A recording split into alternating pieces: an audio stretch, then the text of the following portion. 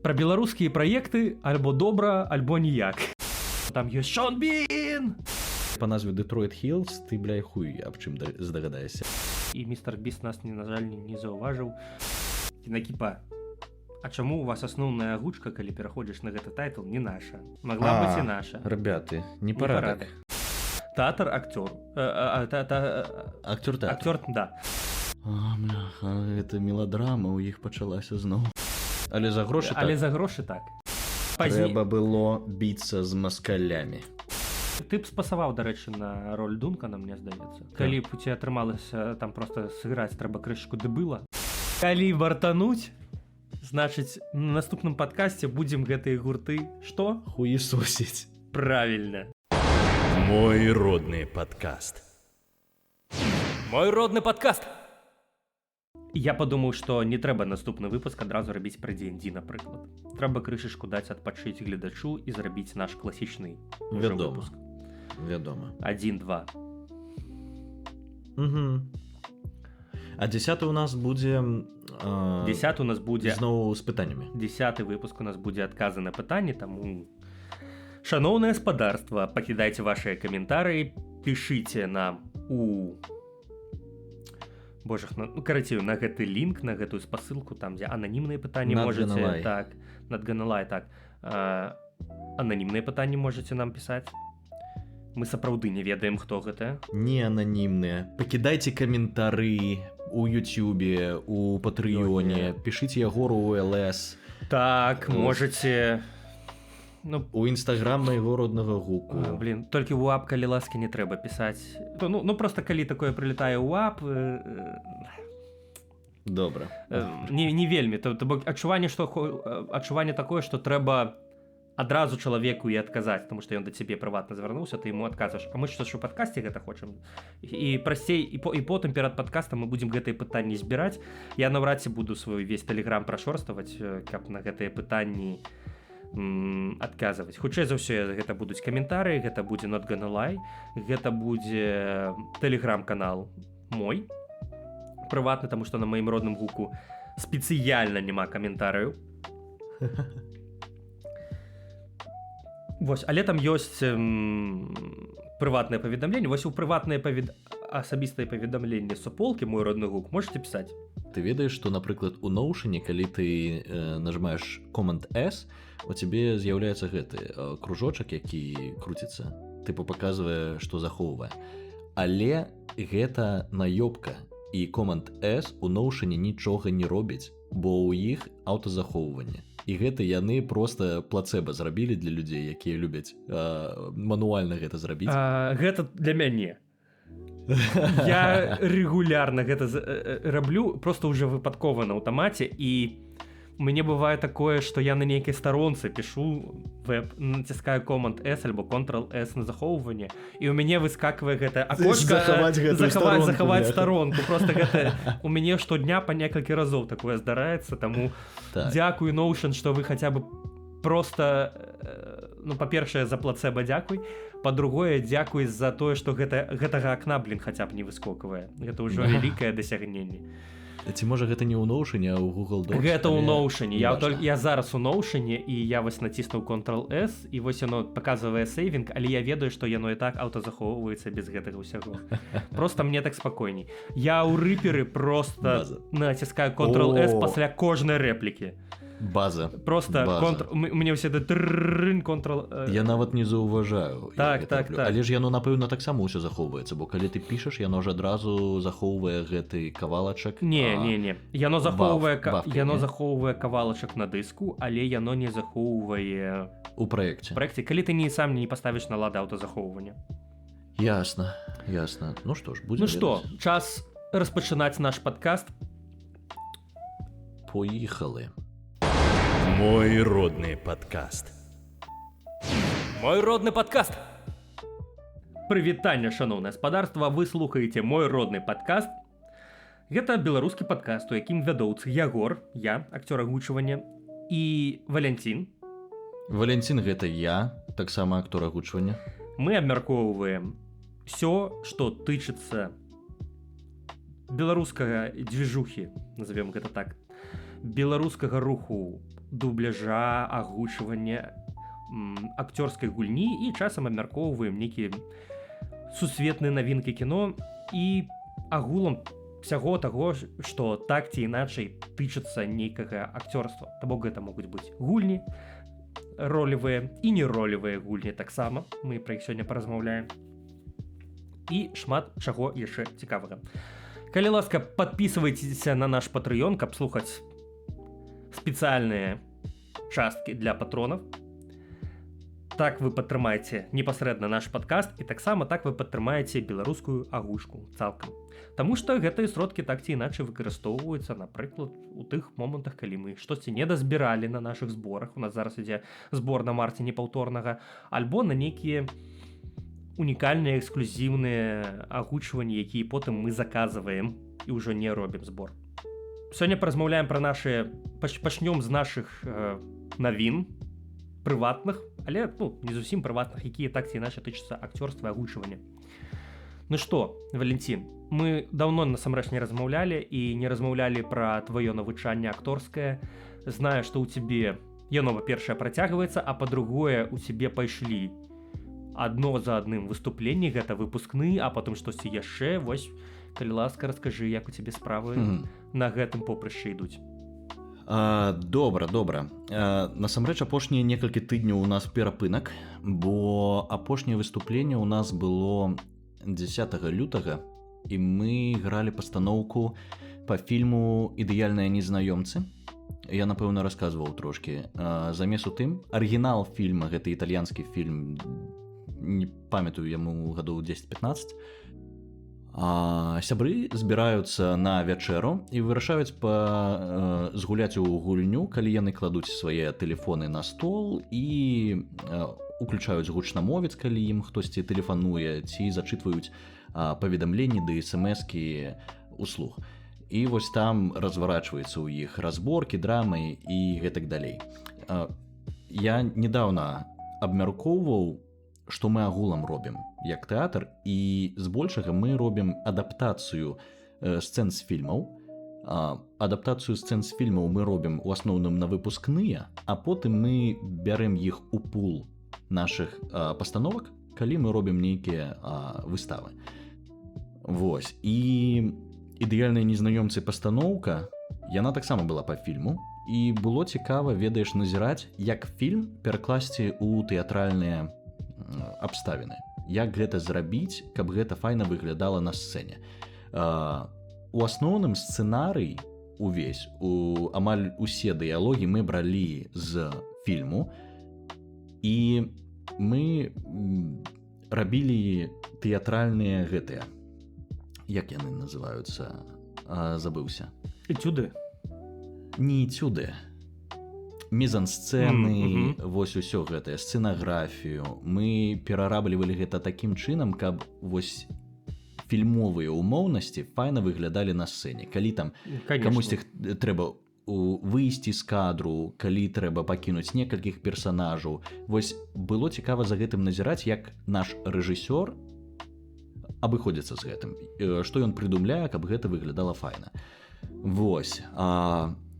Раскажу, што ў яго нават ёсць фантазія гэты спектакль таксама пакінуць у пуле і зрабіць яго такім чынам, каб рэальна недзе ў Польшчы знайсці дом, узяць яго ў арэнду і, ведаеш, каб у яго быў такі шкляны фасад і назіральнікаў, тых, хто прыйшоў паглядзець, звонку пасадзіць, і каб яны былі мікрафоны, ўсё гэтае, і каб яны рэальна глядзелі за тым, вось так, імерсіўна, што там адбываецца.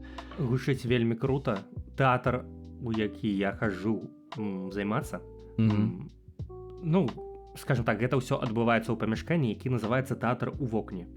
Што гэта такое? Гэта невялічкае насамрэч памяшканне, і там вокны амаль у пол. І ў прынцыпе, калі там атадвінуць все гэтыя шторы, то можна з вуліцы вось так як назіраць праз вакно тое, што адбываецца ўнутры. Таму што памяшканне невялікае, а знаходзіцца ён прям на самай-самай галоўнай вуліцы ў Гданьску. Там, дзе прям каля ратушы. Вось. І ў прынцыпе можна так, знаеш, на вуліцы сабраць людзей, і каб яны праз вакно назіралі, што ў тэатры адбываецца. Слухай, цікава. гэта як бы, мне здаецца, першапачатковая ідэя была і чаму ён так называецца, але канешне пастаноўкі, якія там і імпрэзы, якія там адбываюцца, усё ж гледачы ўнутры знаходзяцца і там ёсць для іх месца крышачку. Цікава, але ж усё адно скінь мне потым спасылку на гэты тэатр, дзе там у Google Maps, дзе я пакажу свайму рэжысёру, можа яго зацікавіць. Я не ўпэўнены, што хтосьці так калісьці ставіў, але я калі вось гэта ўсё пабачыў, я і плюс назву я перакананы, што так дакладна можна рабіць. Вось, просто я не ўпэўнены, ці хтосьці рабіў так калі-небудзь, але такое ёсць. Круто. Але калі вяртацца да спектаклю, ён прайшоў, ведаеш, сумбурна трошкі. У нас ёсць чэл Віталік, ён вельмі стараецца, але праз яго ўсё паплыла. Ведаеш, калі ён сядзеў, разумею, сачыў за дыялогам, але ён сачыў такім чынам, што так, калі мне ўжо трэба сказаць. І вось мы сядзім, і у некаторы момант ён пачынае рэпліку праз некалькі старонак, які працяг дыялога, за якім ён не сачыў. То бок усе маўчаць, і ён пытае: а якім ты быў у яе ўзросце? А там не было ўвогуле нічога пра гэта. Нікаго не было, ні гаворкі пра ўзрост, і тыпу, так, стоп, што? Вось мы некалькі разоў такім чынам паплылі, бо рабяты пазабывалі звязкі. І я асабіста таксама пазабываў звязкі паміж сцэнамі. Бо, ведаеш, у сцэне я арыентуюся, за кім я гавару, і я таксама арыентуюся, якія сцэны я пачынаю. То бок мы умоўна дзялілі сцэны на званок, смс-ку, штось такое. То бок званок, смс-ка, штосьці, яно запускала чаргу падзей. І я арыентаваўся ў сваіх. Але у астатніх не. І некаторыя рабяты таксама пазабывалі, дзе яны там што і якім чынам пачынаюць. І, дзякуй Богу, у нас была самая адказная дзяўчына, якая вельмі шмат займалася і сцэнарыем, і усім астатнім. І яна філігранна выводзіла гэтыя моманты, калі мы блыталіся і кудысьці ўходзілі, яна вяртала гэта ў асноўную канву. Там была, напрыклад, рэпліка, калі мы штосьці пачалі праз старонку гаварыць, яна такая: так, я бачу, што вы пытаецеся адвесці тэму, давайте вернемся да гэтага, вы што, не хацеце пагуляць, і гэтак далей. То бок гэта вельмі добры навык і вельмі крута, калі хтосьці ўмее ў гэтым заарыентавацца. Праўда, гэта вельмі складана, і гэта нас выратала некалькі разоў. Я яшчэ заўважыў, што агулам у нас глядач, ён, ведаеш, павёўся на нейкі камедыйны вайб, і па інерцыі моманты, якія ўжо павінны былі быць такімі драматычнымі, яны па інерцыі іх усё ж такі ўспрымалі камедыйна, і там неяк смяяліся і гэтак далей. І потым мы абмяркоўвалі з рабятамі, што гэта трошкі збівала, але гэта і падзбірала цябе таксама, мабілізавала.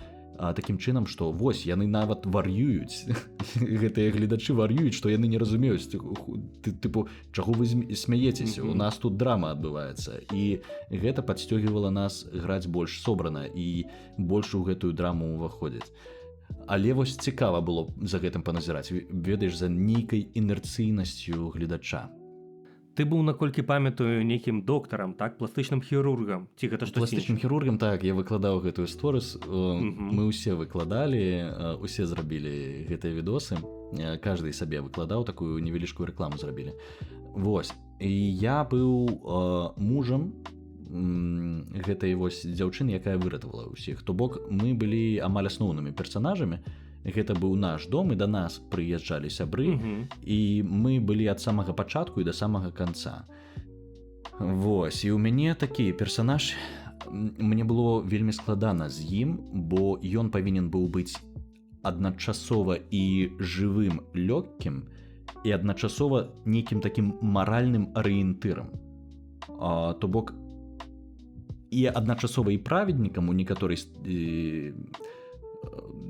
степені, але і чыловым чэлам.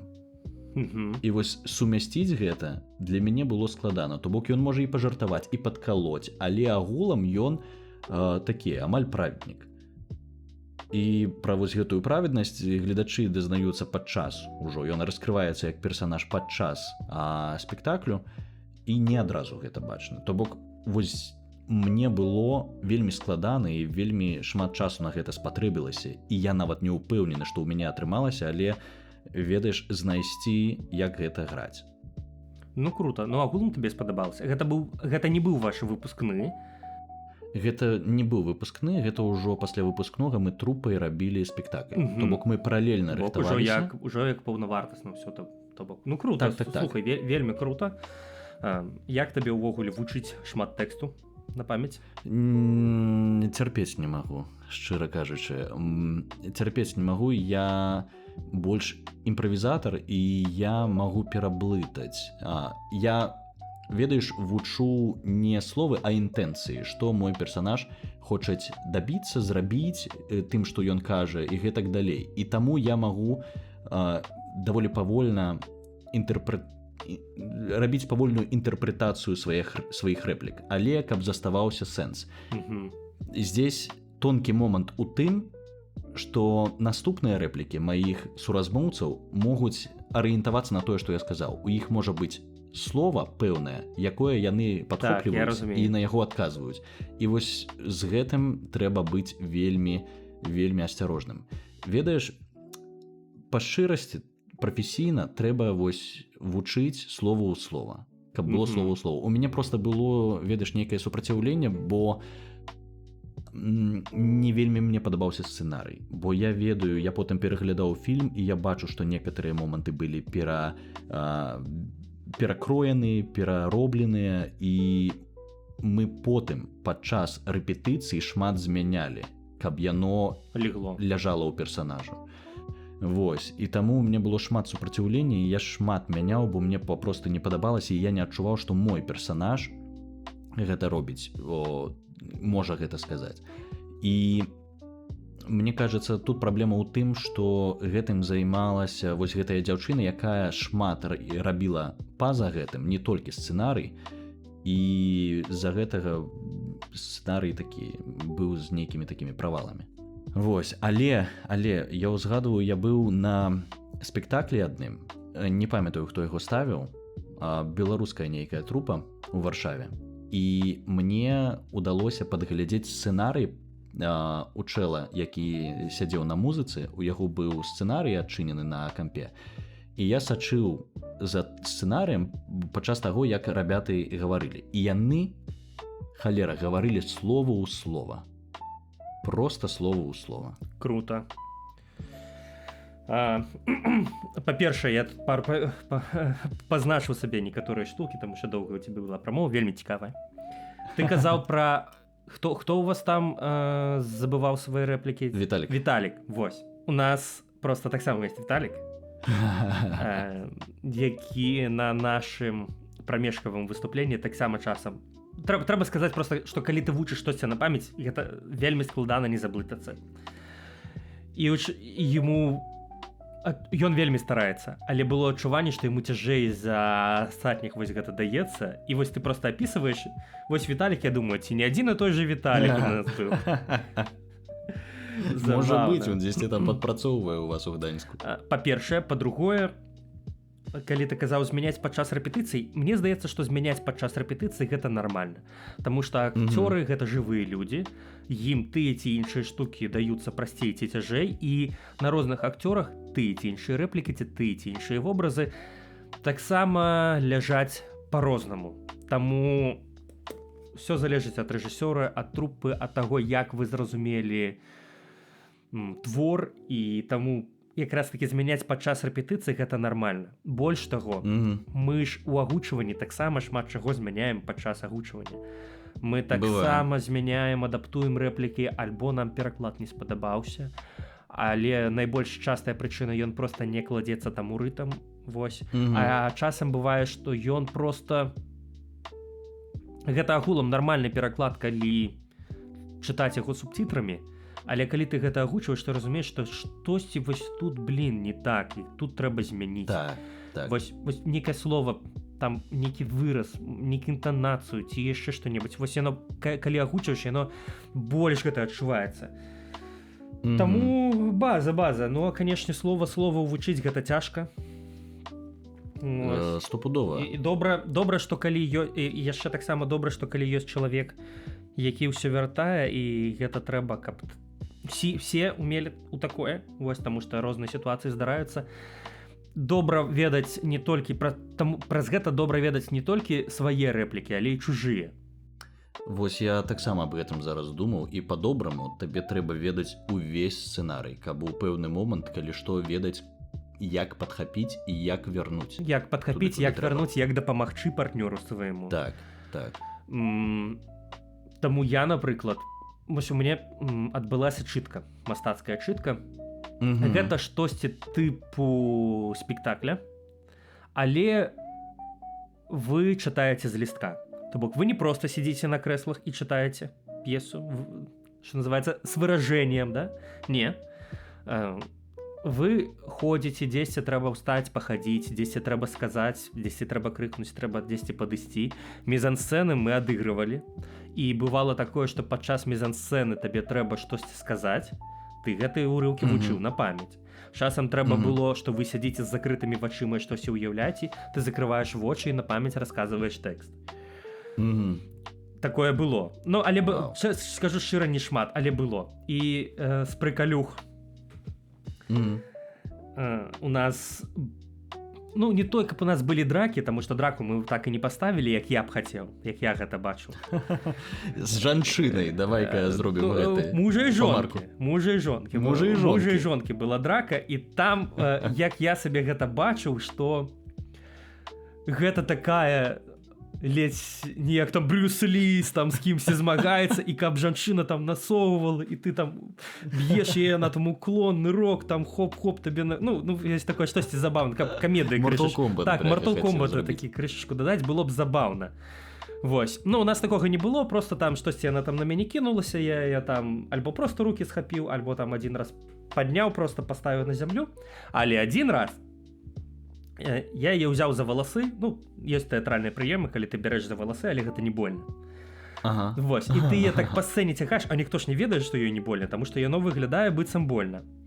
І вось я спачатку цягаю там за валасы, кажу, як ты мяне задрала просто да выкіну цябе з гэтай хаты просто, і пойдзеш ты нахрен адсюль. Што ты хацела болі, хацела адчуць боль агульную, тут так вось ён боль, на. І я, карацей, як я ўжо расказваю, гэта тэатр у вокне, гэта маленькая даволі сцэна і маленькая заля, то бок на 37 месцаў у нас было. І там няма дзвярэй, там ёсць, канешне, кулісы адны, вось, але нейкіх дзверак, куды б я мог выкідваць, няма. Таму я яе выкінуў на рэальныя дзверы, якія адразу выглядаюць на вуліцы. Там няма калідору, тыпу, дзверы адкрываюцца адразу на вуліцы. І вось я адкрываю гэтай дзверы і просто за валасы я выкідаю на вуліцы, захлопваю дзверы. І прыкол быў у тым, што я ж не бачу гэтага, я выкінуў усё, закрыў дзверы, пашоў, тыпу, сеў, там взяўся за галаву, што я нарабіў. А да актрысы падбеглі мужчыны на вуліцы ёй дапамагаць. Подумали, что штосьці здарылася такое, что все, і потым яна тлумачыць, так, ребята, у нас тэатр, у нас пастанова, все ў парадку. Вау, слухай, гэта узровень імерсіўнасці такі сур'ёзны. Вось, было забаўна.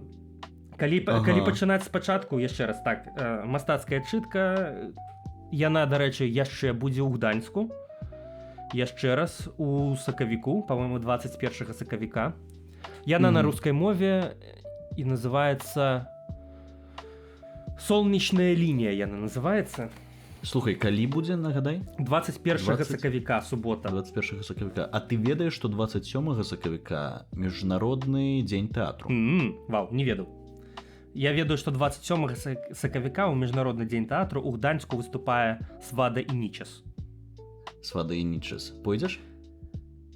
Ну, у фармаце падтрымаць, паслухаць, таму што не зусім маё. Вось як бы падумваю. Я зараз трошкі пазней распавяду пра нашы канцэртныя планы. Кажуць, перформанс у іх на сцэне і канцэрты неблагі. Я быў некалькі разоў, яны прыкольныя. Вось. І гэта спектакль, гэта тыпу а-ля камедыя, але яна такая абсурдная камедыя. Дзіўная. Ну такая, так, яна дзіўная, таму што яны там дзяруцца, яны шмат размаўляюць, і там шмат такіх каля тарантынаўскіх дыялогаў. Вось. І сэнс у тым, што пара з 10 вечара да 5 раніцы пра штосьці сварацца і дамаўляецца. І вось мы на пачатак сцэны мы о 5 раніцы. І мы спрабуем да чагосьці дамовіцца, паразумецца неяк і вырашыць мы разам у выніку ці не разам. І вось мы гадзіну рэальнага часу чыста ўдвух на сцэне вось сидзім трындзім. Гэта цяжка, там ёсць пэўныя рэлі, спачатку я насядаю, потым яна насядаюць, я там потым дзесьці у нас кульмінацыя адбываецца, мы там дзесьці сварымся, потым штосьці там б'емся. Агулам з пункту гледжання акторскай ігры мне спадабалася. То бок гэта было цікава чытаць і гэта было цікава адыгрываць. Як гэта ўспрымаецца гледачом, я не знаю, трэба ў Юлі спытаць. Яна, канешне, мне далікатна сказала цікава. Вось, а моманты гвалту былі непрыемныя, таму што было вельмі натуральна і ёй непрыемна. Ну, тыпу... Канешне, яна ўяўляе, што наступны будзе яна. Магчыма, так. І вось, ну, то бок цяжкавата было. І яна расказвала, што у нас всяго тры эпізоды такія. Спачатку дзесьці яна там кінецца, потым я дзесьці за валасы, потым дзесьці мы прям падраліся, ну, амаль. І вось просто, калі там апошні раз там штосьці было, яна расказвала, што ў зале чула гэта... Зноў яны б'юцца, там вось штосьці такое. Ну, конечно. У нас, дарэчы, таксама былі каментары. У нас быў нейкі хлопец у першым радку. Яму было, не ведаю, на погляд, гадоў 12-14, неяк так. І вось, калі у нас была камедыя, яму было файна, амаль нічога не гаварыў. А потым, калі пачалася драма, пачаліся сваркі, і ён такі: бляха, гэта меладрама ў іх пачалася зноў. Ну, ёсць такое. Ну, але, ну, фінал не скажу, спойлерыць не буду, можа хтосьці захоча прыйсці, паглядзець. Гэта платна. Колькі каштуе? Слухай, я не памятаю, по-моему, 70 злотых квіток. Ты атрымаў грошы? Так. Бок... Я не. У нас таксама быў 70 злотых квіток, але грошы мы не атрымалі. Але у нас і трупа было чалавек 10-12. Ну, таму як бы там па 30 злотых атрымоўваць, там ці колькі у вас там было месца ў зале, ну такое. Я атрымаў, і гэта мой першы... Всё. Тэатральны заробак, і я зразумеў, як дзейнічаюць гэтыя тэатры ў замежжа. І цяпер, калі чалавек скажа, там, я рэжысёр тэатра, альбо ў мяне свой тэатр.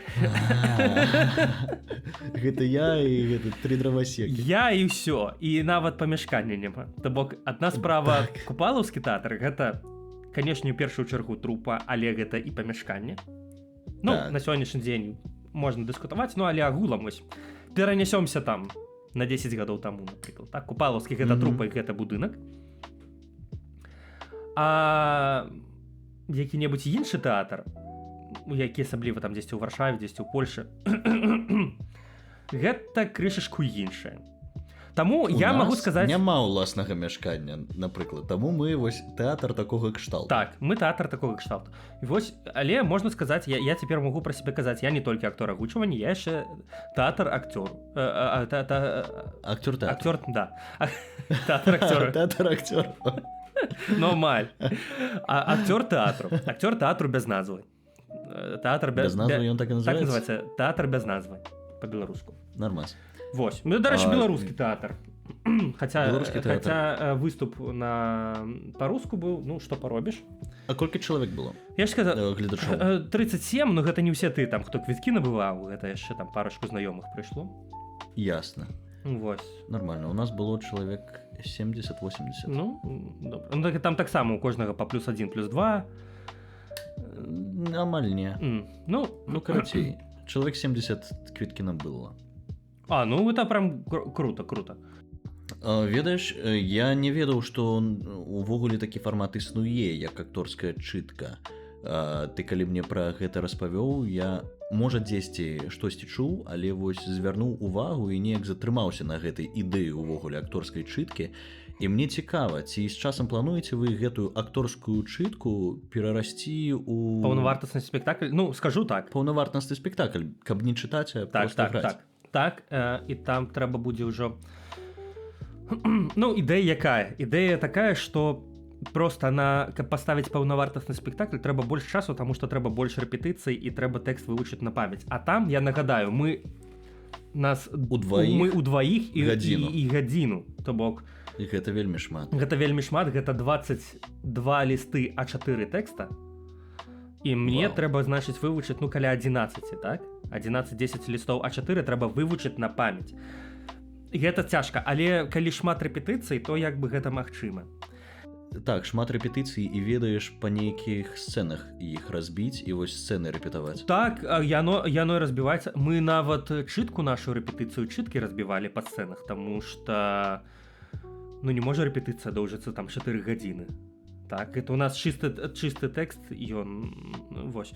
У нас было так, што мы гэта ў часе пра патронаў казалі, што нягледзячы на тое, што ты чытаеш з лістка, табе трэба рэальна шмат рэпетаваць. У мяне все гэтыя лісты, яны проста ў галоўку прапісаныя. У мяне пазначаныя лагічныя націскі, у мяне пазначаны націскі ў словах, у мяне паказан настрой, тут я насідаю, альбо апраўдваюся, альбо яшчэ што-небудзь, таму што тэкст можна па-рознаму прачытаць, з рознай інтэнцыяй. У мяне пазначана, дзе трэба ўстаць, дзе трэба сесці, дзе ў нас, што трэба на памяць вывучыць, што трэба не вывучыць на памяць. Агулам мне гэты досвед спадабаўся. То бок, я яшчэ раз скажу, як акцёрскі экспірыенс, ён вельмі класны. Чаму? Таму што у цябе галоўная роля, у цябе вельмі шмат рэплік.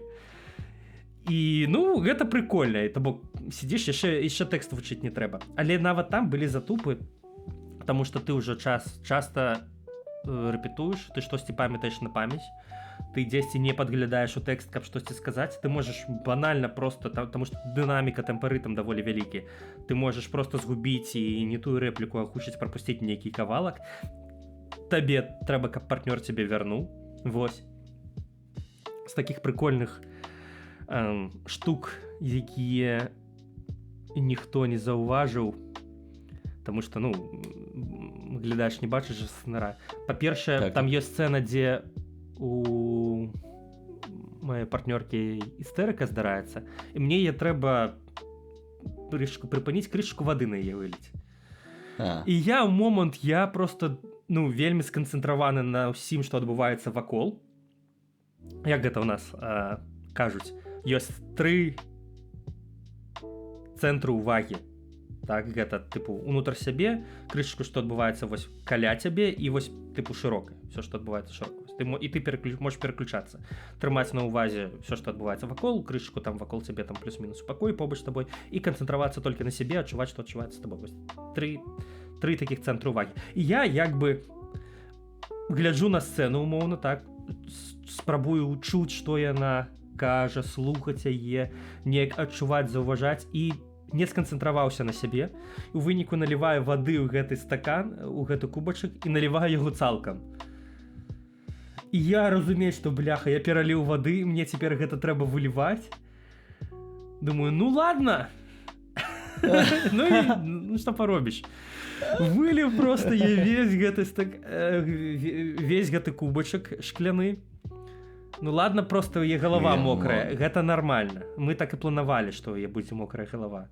Просто там такая лужына здаровая з'явілася, і што рабіць? Але яна добра адыграла. Па-першае, яна раней уже ставіла прям спектакль па гэтым даўно, але ўжо таму тэкст не памятае. Але штосьці памятае. Яна ў выніку кажа, ну ты здурэў, і пайшла, тыпу, вось адыгрываць, і тыпу, як просто прыбіраць гэту ваду, але як частка спектаклі быццам так і трэба. Яна знайшла гэтую трапку плыву? Ну яна просто пайшла, ну ты задзяўбаў, пайшла за кулісы.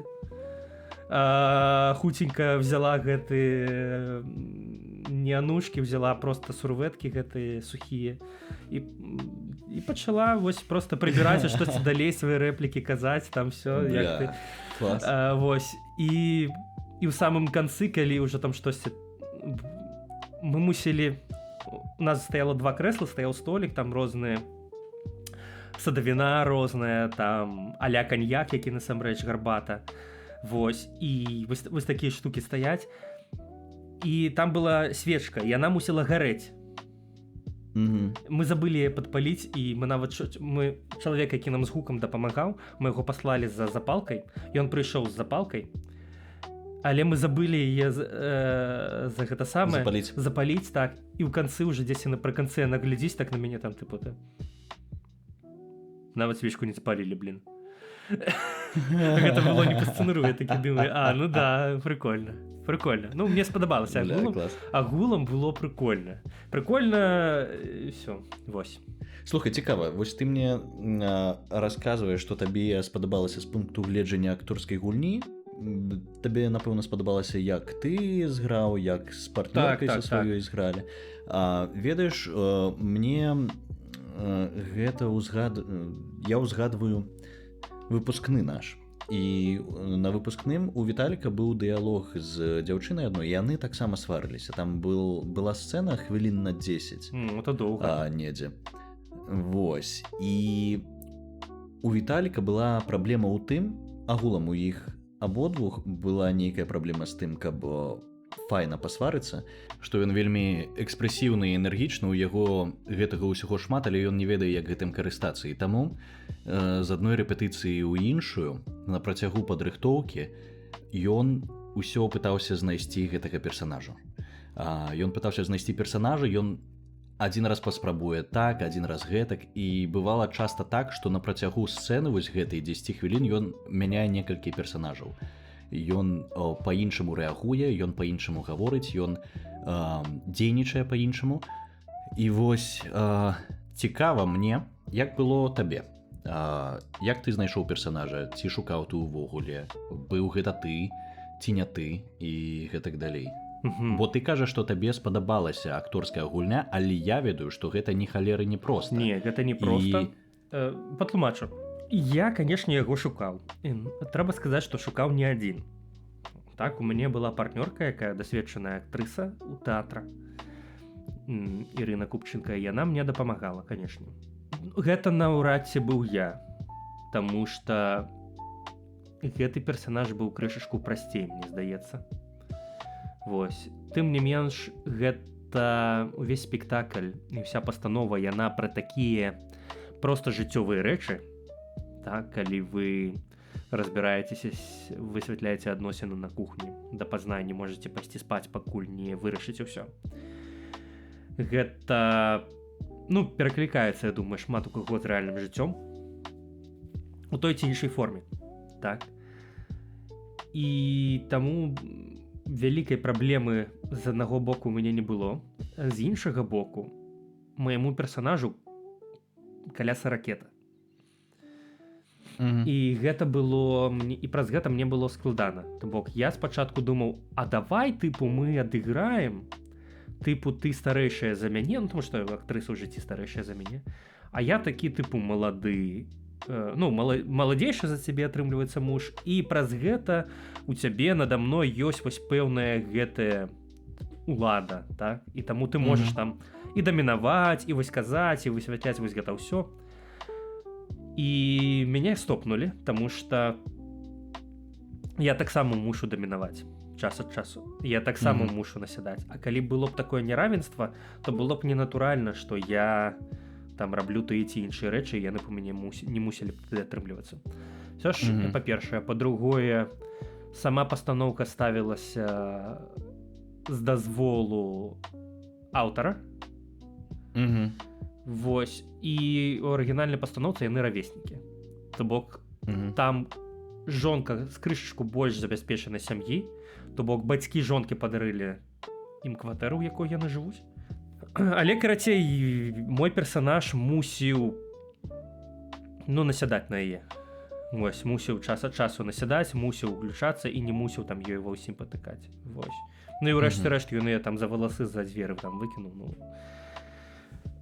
Таму шукаў, але гэта было плюс-мінус проста, то бок гэта нейкі офісны працаўнік. Я думаў пра просто працу ў офісе, бумажкі перакладаць, то бок не шмат ён там зарабляе. Вось, але з улікам таго, што яны жывуць у Германіі, яны нармальна тыпу жывуць. Вось. Яны толькі не выплацілі, але яны хутка выплацяць крэдыт. Вось. І некаторыя рэчы, якія ён там казаў, былі для мяне зразумелыя. Ну, тыпу, вось мы зараз выплацім крэдыт, зараз можам падумаць пра гэта. Ну, я б таксама, напэўна, так сказаў. То бок, штосьці было зразумела. У моманты экспрэсіі я не сказаў, што я справіўся, дарэчы, супер. Я сказаў, што мне спадабалася, мне было цікава. Гэта крышачку ж рознае, так? Таму што там было пару відосікаў сторыс, мне потым скідывала вось партнёрка і казала, што вось тут ты кінуў.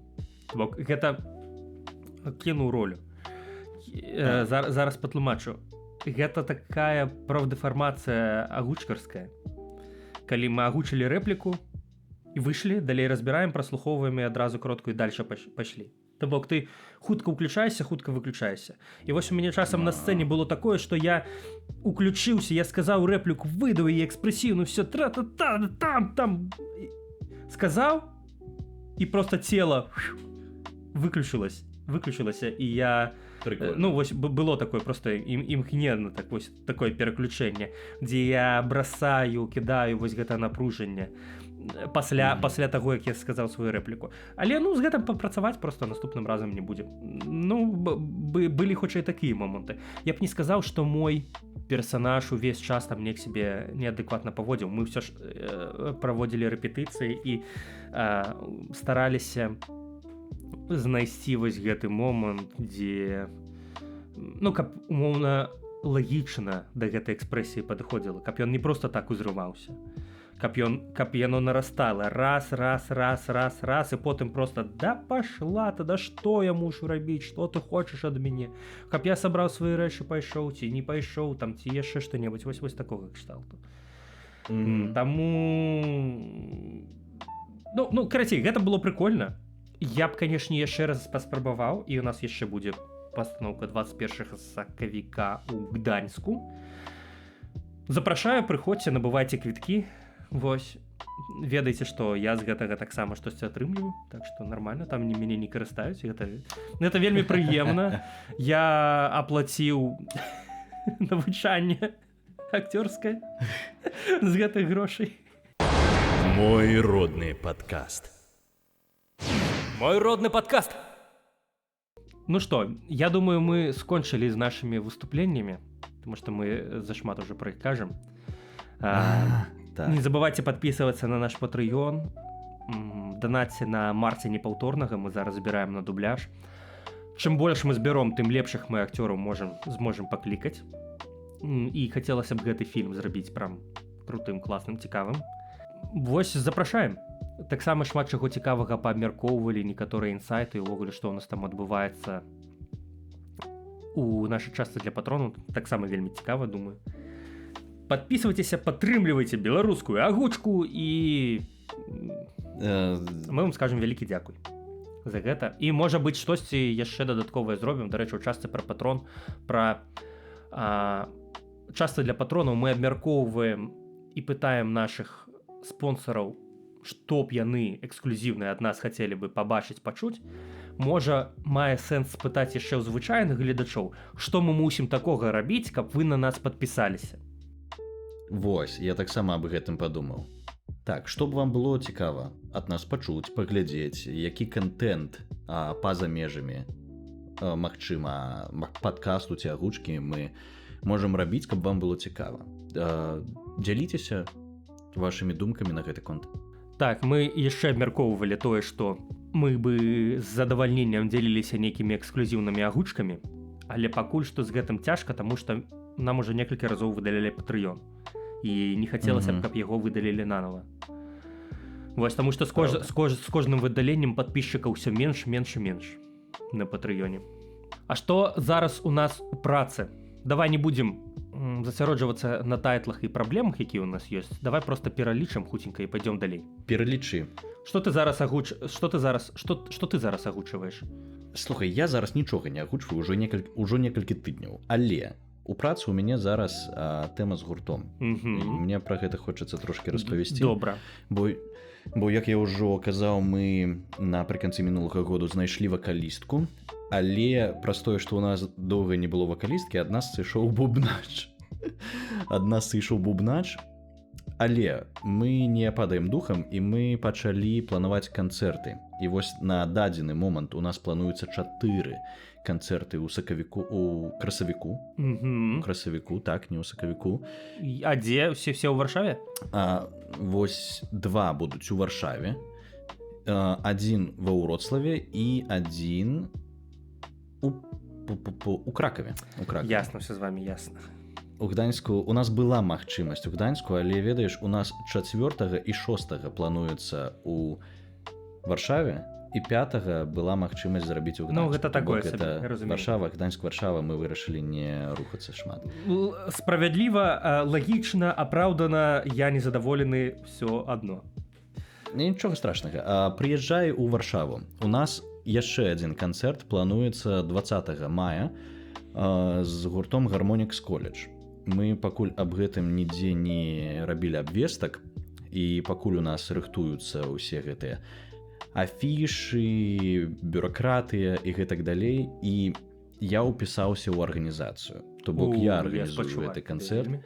Але абавязкова тады прыйду. Ну, калі ты арганізуеш, значит, я прыйду. Так, прыязджай. Мне там +1 будзе. Знайду табе дзе паспаць. Ну, я падумаю. Я буду дапамагаць там, чым змагу ў дзень канцэрта. Пацягаю што-небудзь. Вось. І так, я ўжо заброніў клуб. 20 мая гэта серада. Было цікава, бо я некалькі тыдняў таму, то бок на пачатку лютага я пачаў браніраваць, і на май нейкіх удобных дат больш ужо не было. Пятніц, субот стопудова няма, чацверы таксама скончыліся, і то бок прыйшлося абіраць сераду. Агулам не вельмі прыемна, але з іншага боку, за сераду мы амаль ні з кім не будзем спорыць. Гэта плюс. І мы невялічкія гурты, у нас ёсць свая база, і наша база прыйдзе, я спадзяюся, незалежна ад дня. Ну, дарэчы, пакуль думку пра сераду не згубілі, у нас у Гданьску альбо ў сераду, альбо ў аўторак, я не памятаю, выступалі Mayhem, калі ведаеш.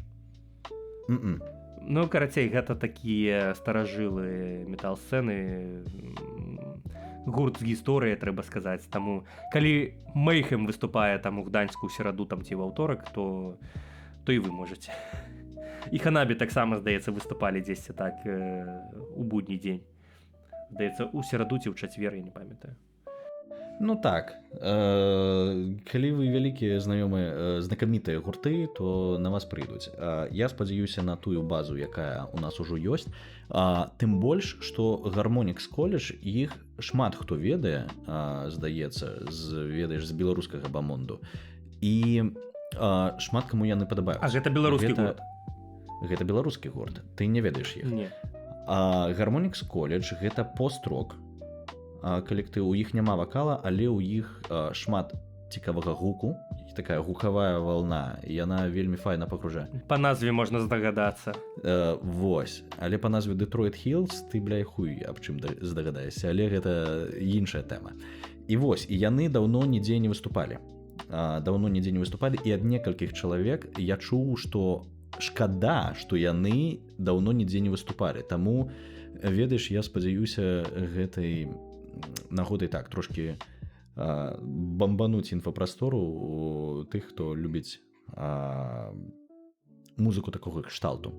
Вось, таму на іх таксама вялікая падзея. Спадзяюся, што іх фанаты падцягнуцца ж добра. Які называецца Harmonix? Harmonix College. І яны выйгралі Эмергензу. Напэўна, недзе ў 18-19 годзе ў Беларусі праходзілі гэтыя спаборніцтва музычныя, і яны там выйгралі і кудысьці ездзілі, дзесьці кагосьці прадстаўлялі, то бок яны ў свой час нашумелі нармальна. Ну, цікава. Я апошнім часам невялікі фанат інструменталу менавіта. Але слухай, ну гучыць добра. Так. Таму я ўпісаўся, мне цікава з імі пазнаёміцца, бо яны мне падабаюцца як гурт. І ведаеш, у гэтым, калі я граю ў Дэтройтах, я чую немножко трошкі гэтых. Ну, у вас падобны вайб. Трошкі больш магчымасцяў узаемадзейнічаць. Так, у нас вайб падобны, але праз тое, што я знаходжуся ў гурце, які можа сабе штосьці прадстаўляць, у нас трошкі больш вагі некаторай. І мы можам больш-менш раўнапраўна з кімсьці ўзаемадзейнічаць. У нас на дадзены момант не так шмат слухачоў на Spotify ці недзе яшчэ. Але я лічу, што ўзровень музыкі, якую мы робім, ён даволі высокі. Гэта класнае музло. Я згодна. Я чуў ваш гурт. Я чуў запісы. Больш таго, ты мне калісьці яшчэ кідаў вашу, я не памятаю, гэта была дэмка, не дэмка. Дэмкі, напэўна. Божахна, на мне дагэтуль проста на тэлефоне. І калі я толькі прыехаў у Польшу, я штодня хадзіў на турнічкі, і я слухаў песні, якія спампоўваў на тэлефон. Менавіта. І вось у мяне быў ваш трэк, зараз скажу, як ён называецца. Да, Waterfall Mix 1 называецца. Супер. Але ж зараз выйшаў альбом, можаш яго нармальна зведзеным паслухаць. Ну, я уже давно не слухаю просто за то, что на телефоне запампавана. Ну, вось у меня было такое, у меня быў спампаваны там TT34 ці штось яшчэ. Вось скончылася TT34, пачынаўся ваш, і я як бы не скіпаў. Мне падабалася. Круто. Вось, мой любімы трэк, але ведаеш, калі мы яго пісалі і сачынялі, я з ім ябаўся больш з якім. Некалькі месяцаў я яго сачыняў, пісаў, бо ён у мяне не шоў. Там другая частка трэка, яна цалкам змяняецца, яна складаная, там у нас змяняецца размер, змяняецца тэмпы у нас. За гэтым у меня галава ламалася гэта сачыняць. Мне вельмі дапамог вакаліст тады. Але ў выніку тое, што атрымалася, зараз мне вельмі падабаецца. Мне таксама. Ну і вось, праз гэта, ведаеш, я ўжо пачынаю сачыць. У нас вось амаль цалкам ёсць калектыў, пачка ёсць, мы можам выступаць, вакалістка ёсць, Зарад ёсць, бубнача няма, але той наш мінулы бубнач, які сышоў, пагадзіўся з намі зграць гэтыя канцэрты, таму ўсё нармальна. Ну добра. Ён афіцыйна не ў саставе, але ён з намі зыграе. І я, ведаеш, ужо сачу за рэкламамі некаторымі канцэртаў у Варшаве, і ім пішу, тыпу, можам вас пагрэць. Аднім, другім, трэцім пішу, і вось тыя, што ў красавіку, гэта разагрэвае ў нас. Магу сказаць, каго мы граем. Давай. Але мы дамовіліся пакуль толькі на словах, таму я спадзяюся, што я гэта не сурочу. Мы дамовіліся з Рэліктам. Пагрэць Рэлікт. Добра, круто. І мы дамовіліся з Нукі. Нукі? Я знаю, Накі. Гэта... Не, Нукі гэта расійскі гурт. Слот, калі ты памятаеш. Все, ведаю. І там дзяўчынка ў Нукі пайшла. У іх была Даша Стаўровіч, вакалістка, да. І калі слот зэтнулся, яна сышла, і вось зараз у яе праект Нукі, і вось з ім яны робяць еўрапейскі тур, і ў Ізраілі будуць, і гэтак далей. Слухай, ну і вось круто, мы круто. Папісаліся. Пакуль што на словах, але я спадзяюся на наступным тыдні ці праз тыдзень. Спадзяюся не бартануць, ну. Мы зможам афіцыйна неяк аб гэтым абвесціць і пачаць пушыць. Калі бартануць, значыць, на наступным падкасці будзем гэтыя гурты, што? Хуесосіць. Правільна. Вось. Карацей, цікава. Я гляджу наперад у гэтым. Гэта мяне захапляе, падтрымлівае, мне цікава. І, ведаеш, музычная движуха. Файна, калі яна ёсць. Ну, круто. У мяне з прац, насамрэч, таксама зараз не шмат чагосьці. Вось. Ну, ёсць штосьці проста, пра што я не ведаю, ці можна казаць, ці не. Парачка штук. Агучыў. Сёння вось трэба праўкі скінуць. Можа, вечарам сяду. На Факхэм Холл. Гэта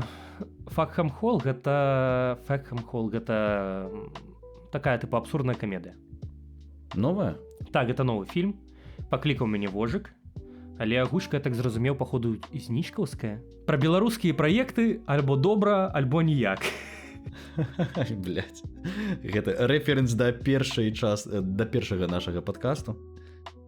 Невялічкі. Вось такая складаецца практыка, што пра беларускі праект альбо добра, альбо ніяк. Я не скажу, што гэта блага. Вось, гэта не блага, насамрэч. Ты пра факт хэмхол спачатку.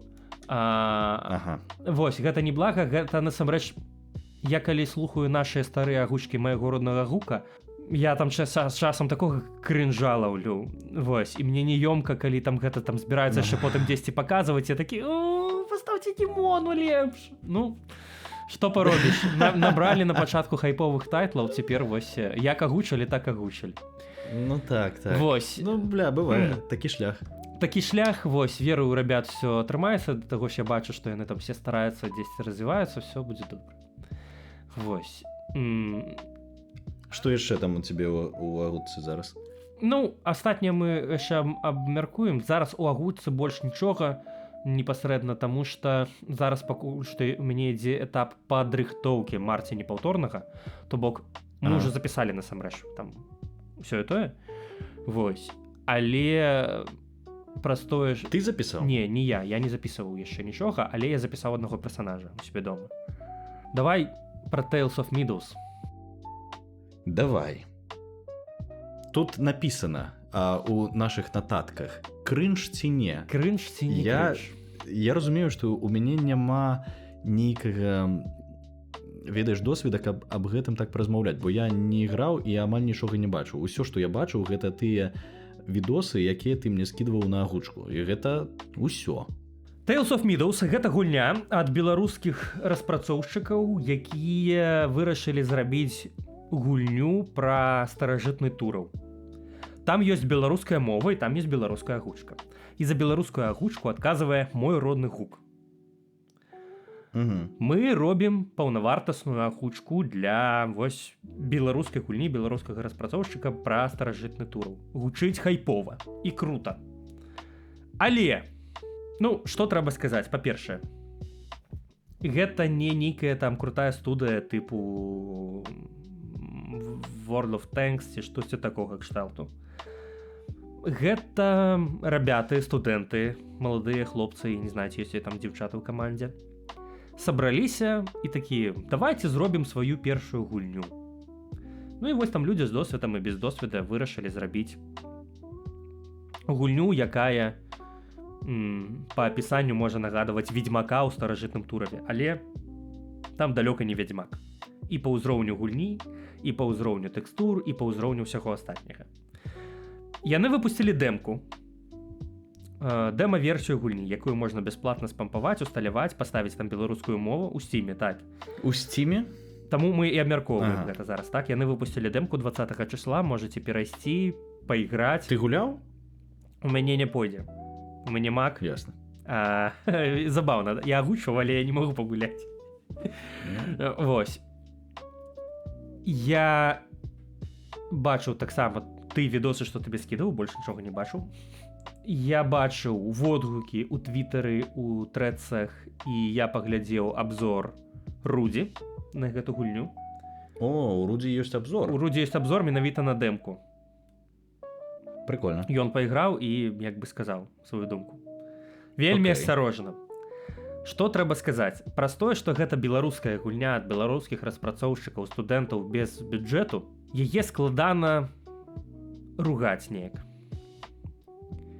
І на пачатку ёй далі сапраўды вялікі крэдыт даверу.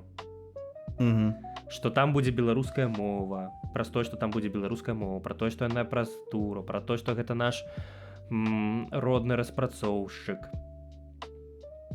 Але дэмка выйшла сырая. І там шмат багаў, там тэкстуры выглядаюць. Ну, ты бачыў відэа, ты бачыў, як выглядаюць тэкстуры, яны выглядаюць, ну, мякка скажам, сырвата. Гэта калі так. Вельмі асцярожна да гэтага падыходзіць. Агулам водгукі ў гэтай дэмкі вельмі, ну, калі мы будзем казаць аб'ектыўна, яны кепскія. То бок, я не пабачыў тыпу супер вау класна выйшла дэмка, гэта рэвалюцыя. Па-першае, гэта не больш падобна на дэмку, гэта больш сапраўды падобна на прататып. Вельмі добры агляд у Рудзі, калі вам сапраўды цікава непасрэдна дэмку гэтую абмеркаваць і што там і як там, то раім вам зайсці на канал Рудзі Геймс, у яго там відэа пра топ-3 гульні з беларускай лакалізацыяй. Мы выбралі самую хайповую, але, магчыма, не самую удалую гульню у плане геймплея і сюжэта і ўсяго астатняга. То бок ёсць хтосьці яшчэ, хто робіць з беларускай мовай, каму можна прапанаваць беларускую агучку? Там по-мойму, беларуская лакалізацыя, але там няма агучкі, таму што там у прынцыпе агучкі няма. Зразумеў. А што за гульня? Зайдзі паглядзі, там 3 гульні з беларускай лакалізацыяй у Рудзі. Я не памятаю, але магчыма гэта гульні, якія табе спадабаюцца. То бок там не беларускі распрацоўшчык. Просто там ёсць беларуская лакалізацыя і яна тэкставая. І там у прынцыпе, па-мойму, агучкі няма. І вось калі я пазначыў тыпу Tales of Meadows крынж-сцене, я меў на ўвазе мем такі есть. Но мы лохи или мы не лохи? Я должен выяснить это для себя. Ты лох, а вы?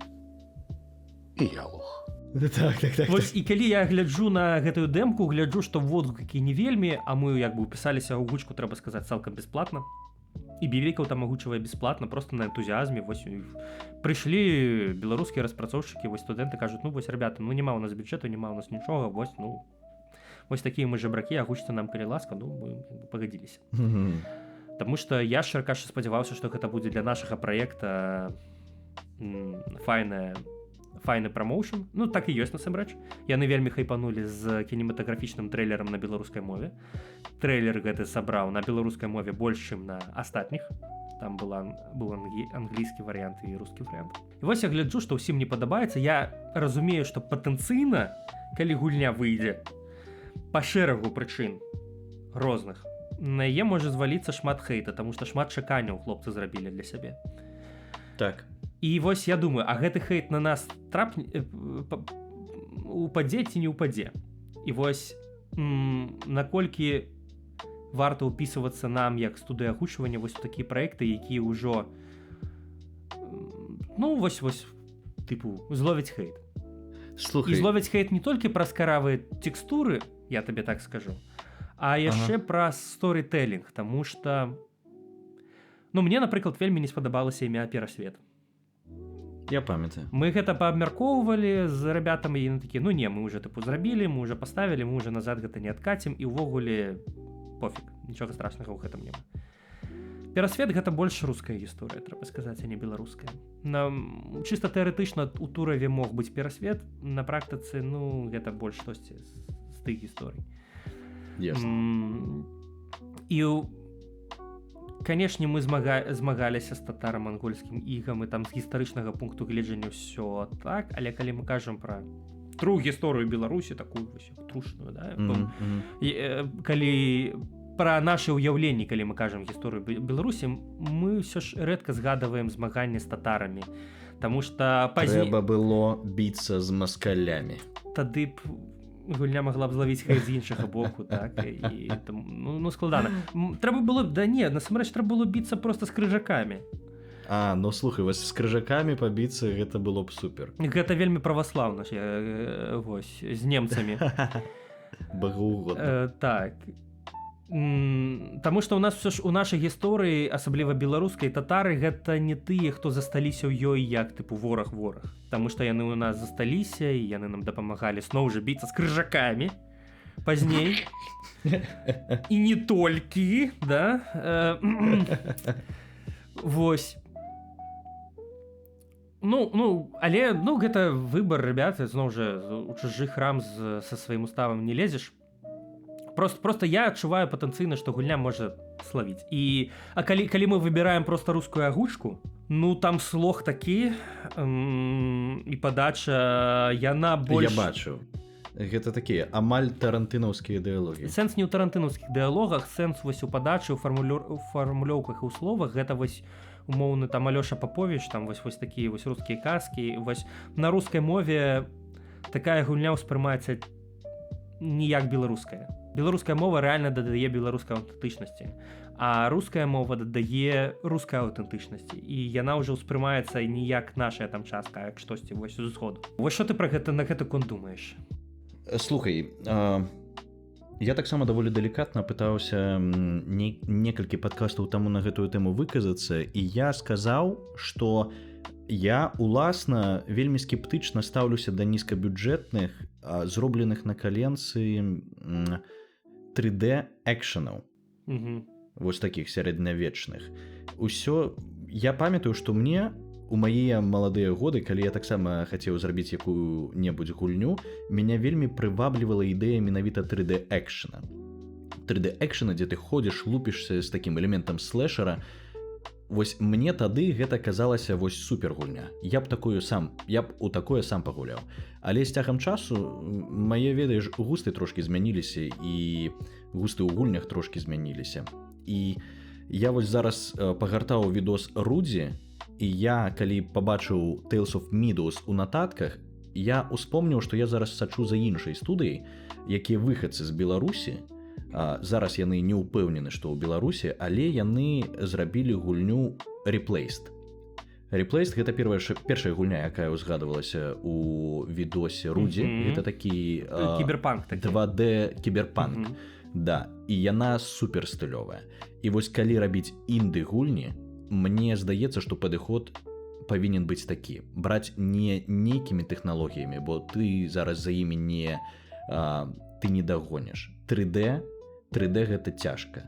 А вось рабіць стылізацыю 2D гэта цяжка, каб знайсці сваю стылістыку, каб знайсці художнікаў, але гэта больш выйгрышна. Гэта можна нават зрабіць простенькі піксель-арт, але калі ён будзе стылёвы, у цябе больш шансаў быць аўтэнтычнымі. А вось 3D-слэшер гэта вось, я не памятаю, як назва, але выходзіў расейскі нейкі 3D-слэшер таксама, і год ці два таму.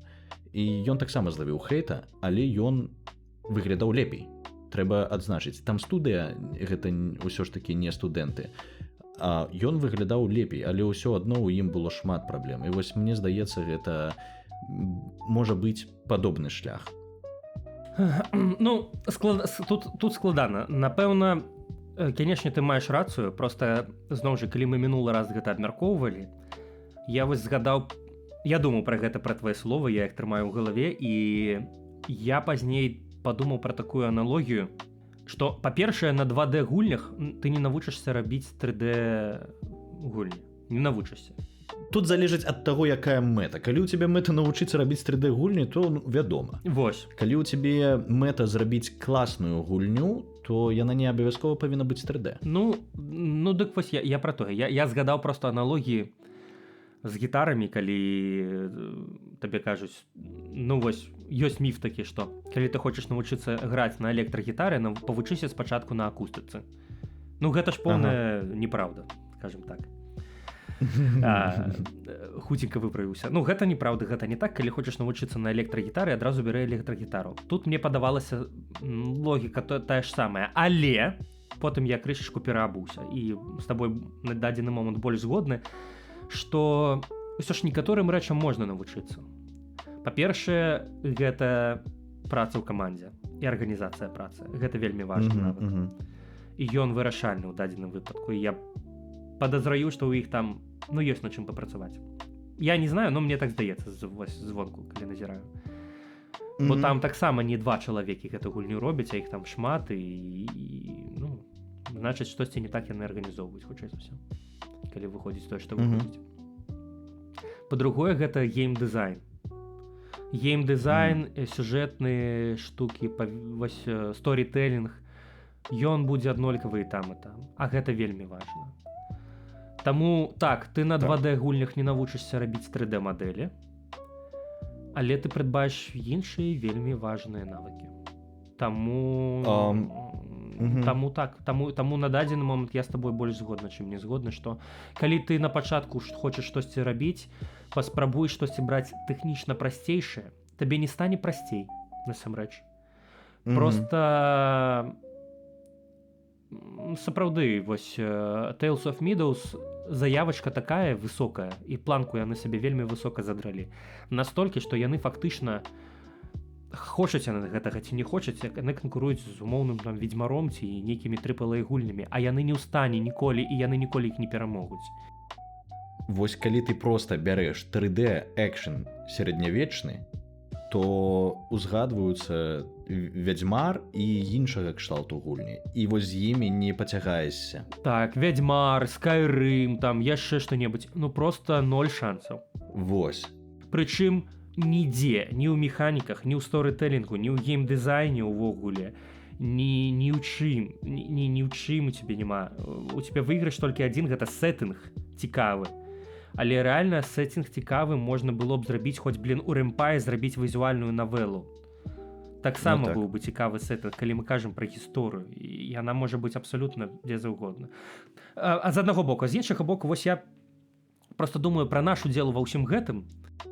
Я таксама хацеў гэта пракаментаваць, і мне ўзгадваецца каментар на кінакіпе на адным з праектаў, якія я рабіў, і там каментар такі, што агучка лепей за фільм.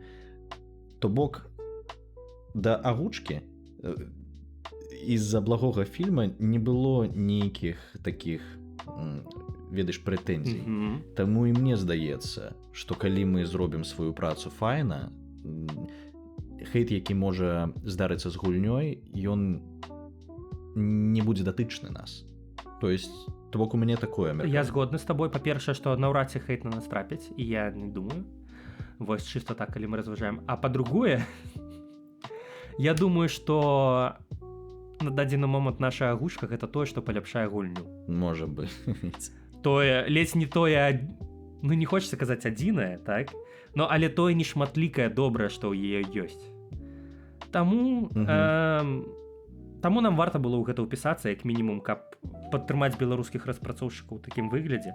Вядома. І з пункту гледжання вось дапамогі рабятам, і з пункту гледжання, што для нас гэта таксама добра. Вось як для праекта ўдзелу такім чымсьці хайповым, нават калі яно будзе, сырым і недапрацаваным, у гэта ўсё адно будуць іграць, таму што гэта ўсё адно будуць падтрымліваць, і нас там пачуюць, і так, штосьці чымся гэта нам дапаможа.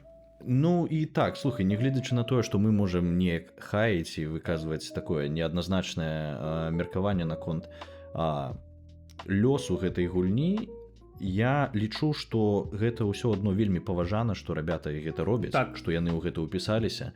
Гэта суперкласны досвед, і я зычу ім досведу, шышак вось гэтых набіць і потым рабіць. Беларускі геймдэў патрабуе гулень. Я згодны і так, мы ў гэтым удзельнічаем, ребята, мы пісаліся бясплатна вам дапамагаць, і мы зычым вам толькі поспеху, і мы вельмі хочам, і мы заўзеем за вас, і хочам, каб у вас все атрымалася, і канешне, так. Вось, просто, мы як бы думаем, да, пра сябе таксама.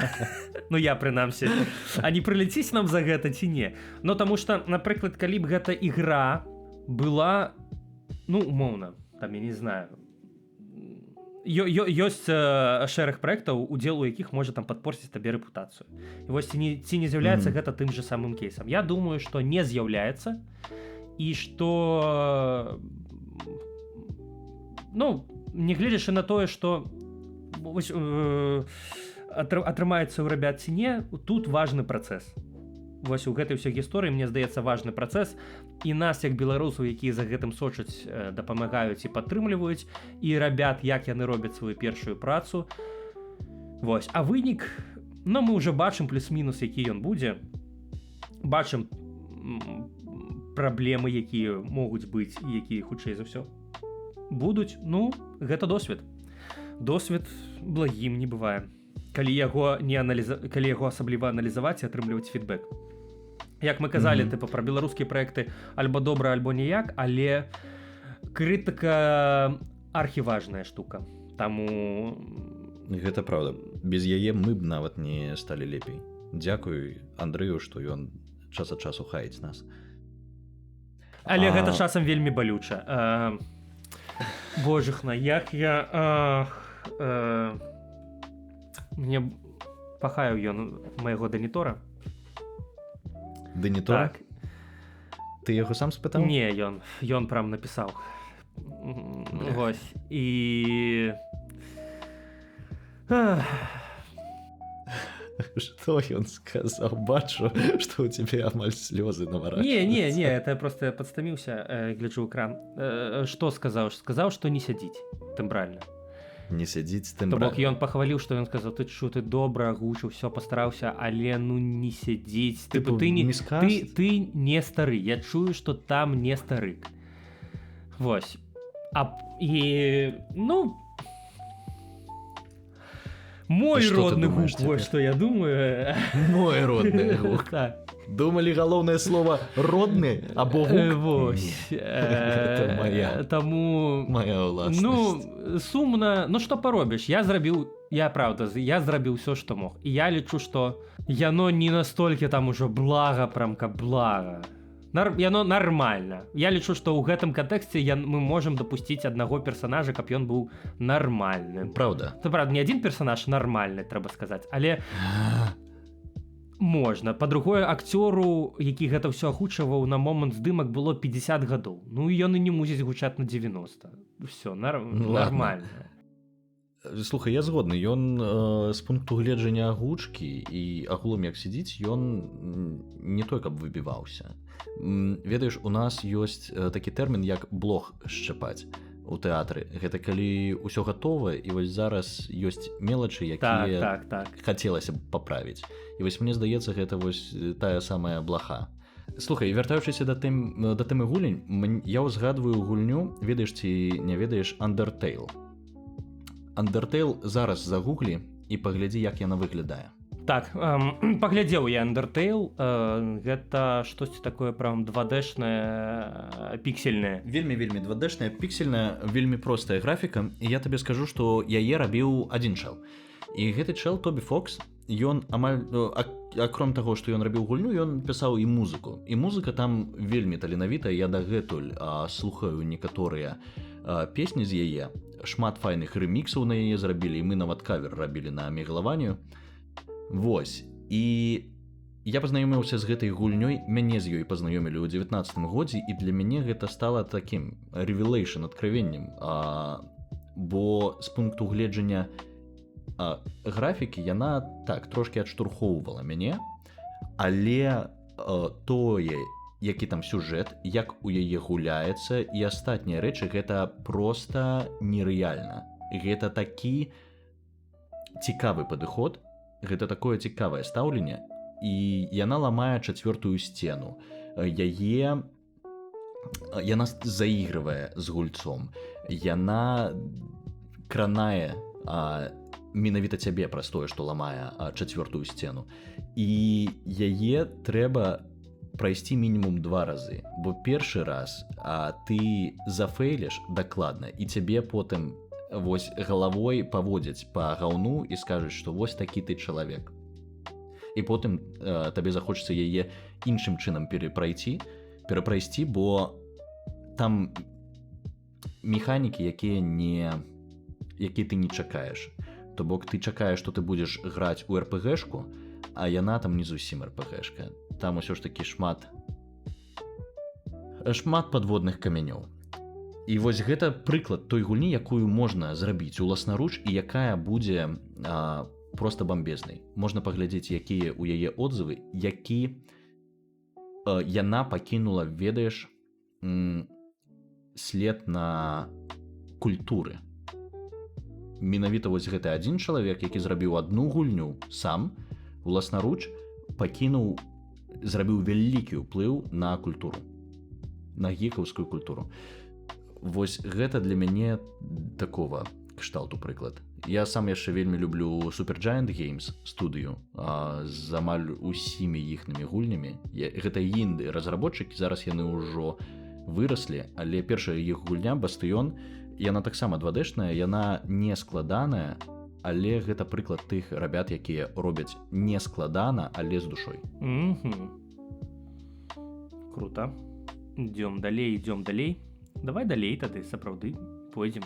Ну, пагнали. Меркавалі гульні, што ў нас гэта самае.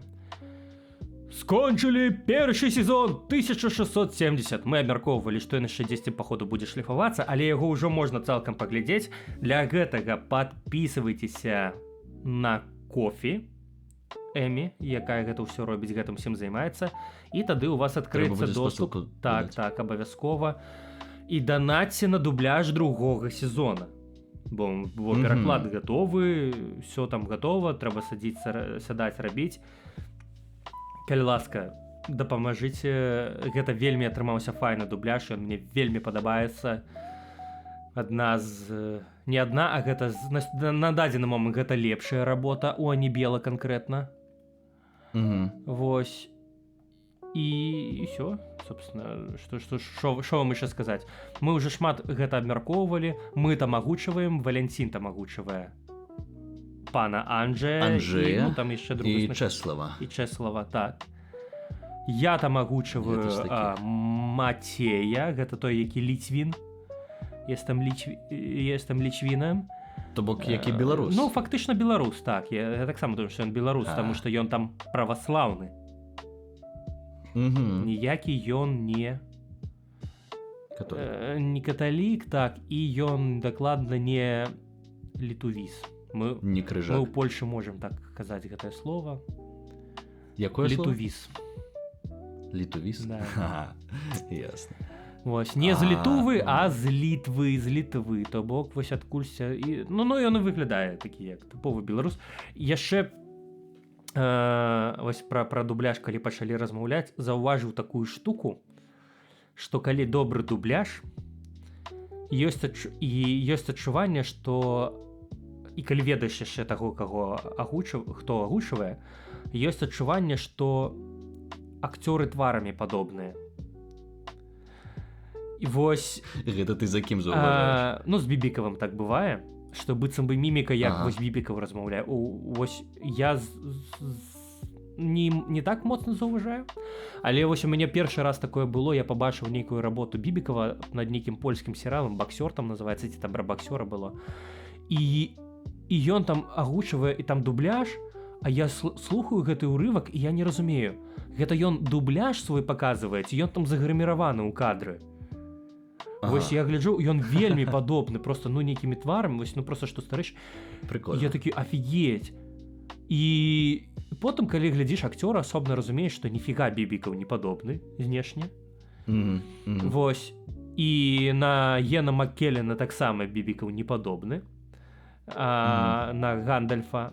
Але вось, ну, Юля, калі мы глядзелі, там пераглядалі частку, вось яна глядзіць, як ён на міміку акцёра і кажа, блин, вось Бібікава такая ж самая, нібыта, калі вось на яго глядзіш, размаўляеш. Міміку вы назіралі дзе?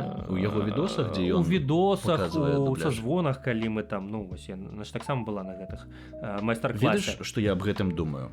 Мне цікава, што першаснае тут, а што другаснае, што на што ўплывае. Таму што я ведаю, што Бібікаў падчас агучкі ён будзе міміку імітыяваць, паўтараць. І яна можа застацца. Так, яна можа з ім застацца. Калі мы кажам, ведаеш, не пра відосы, дзе ён менавіта гэтага персанажа агучвае, а па-за гэтымі відосамі ў жыцці, звычайна. І калі яны застаюцца, мне здаецца, гэта вось такая трошкі проб-дэфармацыя. Мне здаецца проста, што гэта настолькі ляжыць добра дубляж, што ты адчуваеш, што гэта кажа той, хто ў кадры, прям адчуваеш гэта, яно прям па-роднаму ляжыць.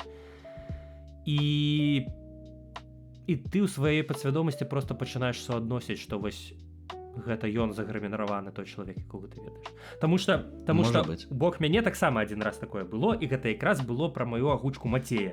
Юля паглядзела і сказала, чаму ён падобны на цябе, а Мацей на мяне ніфіга не падобны, просто вусы ў яго там былі. Вось. Ну, як мне здаецца, што Мацей на мяне не тое, каб там... Ну, прикольно, это такие жарты мозгу. Так, реально так адбываецца, тому што яна ведае мяне, ведае мой голас, глядзець, там нібыта мой голас, і прям і сядзіць, і нібыта я кажу, і вось адчуванне, што гэта падобны на цябе чалавек у выніку. Та вось настолькі мы зрабілі там дубляж 1670, вось, што Мацей падобны на мяне, калі вы ведаеце, як я выглядаю. Слухай, мне цікава, а ты, дарэчы, глядзеў другі сезон? Не, спецыяльна. я паглядзеў літаральна першую серыю, і мне здаецца, ён слабейшы за першы. Мне вось наколькі спадабаўся першы з першай серыі, настолькі мне нейкім нацянутым здаецца другі. Я адчуваю, што ім ужо складана нейкія жарты рабіць так, каб гэта было цікава. І я не ведаю, я паглядзеў толькі першую серыю. Каб быць аб'ектыўным, мне трэба паглядзець далей. А там фармат не змяніўся? Прыкладна тое ж самае, але яно, ведаеш, адчуваецца трошкі нацянута і не так натуральна, як у першым сезоне. Але гэта, паўтараюся, толькі першую серыю паглядзеў, трэба трошкі далей паглядзець. Вось, таму мне цікава, што там будзе у трэцім сезоне, які ўжо абвесцілі.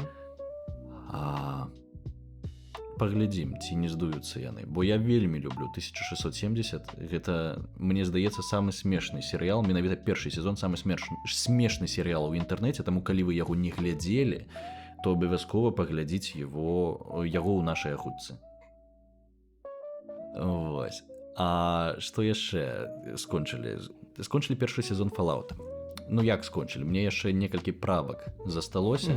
Ведаеш, я гэты тыдзень думаў пра іх, пра гэтыя праўкі, але з таго моманту 2 тыдні таму, як да мяне прыходзіў перапісвацца чалавек, я пакінуў гэты мікрафон на стале, і каб агучвацца, мне трэба яго перанесці ў шафу. А мне так для нота было гэта рабіць. Таму я, ведаеш, пакінуў яго, пакуль мы не запішам падкаст, і можа ўвечары перанесу ў шафу і нарэшце зраблю гэтыя праўкі. Але Fallout, першы сезон, як табе? Не знаю, неяк міма мяне прайшоў абсалютна. І што агучка, што тайтл, не знаю. Я вось бываюць праекты, якімі ты пранікаешся, якія праходзяць скрозь цябе, і ты вось іх любіш і ўсё. Я не скажу там, што гэта нейкая кепская агучка там ці штось такое. Не, я маю на ўвазе зусім іншае, просто сам твор мяне неяк, працэс агучвання прайшоў, персанажы, якіх я агучваў, мяне не цапанулі. І неяк... А ты не гуляў у Fallout? Я не іграў у Fallout, не гуляў, Юля гуляла, ёй, дарэчы, не спадабаўся праз гэты серыял. Ага, цікава. І менавіта праз тое, што яна гуляла, не спадабаўся. Так, яна кажа, настрой іншы, вайб іншы ад серыяла і, такое. Вось. Але месцамі было прыкольна. Я люблю агучваць усялякіх гэтых роботаў, весела, там, вайбы C-3PO былі. Але быў прыкол такі, што я робота агучваю, я настраиваюся на сваю волну, так, пад свой тэмбр. І потым там у нейкай наступнай серыі з'яўляецца чэл, які падарыў свае галасавыя звязкі гэтаму роботу. Я памятаю. Яго нельга агучваць так, як я агучваў робота, таму што яно зусім не сядзіць. І яго нельга агучваць так, каб яно села на 100% на гэтага чэла, таму што там адразу потым ідзе склейка з роботам, і тады будзе незразумела, што гэта адзін і той жа чэл кажа.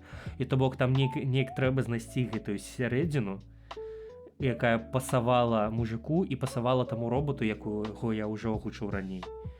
То бок альбо робота перапісваць, але мне не вельмі хацелася, мне здаецца, ён нармальна там сядзіць. Альбо вось чэла, вось гэта было складана. А так агулам я папрасіўся на канкрэтных персанажаў, у прынцыпе, таму што я глядзеў раней гэты серыял. Вось. І ўсё. Што яшчэ сказаць?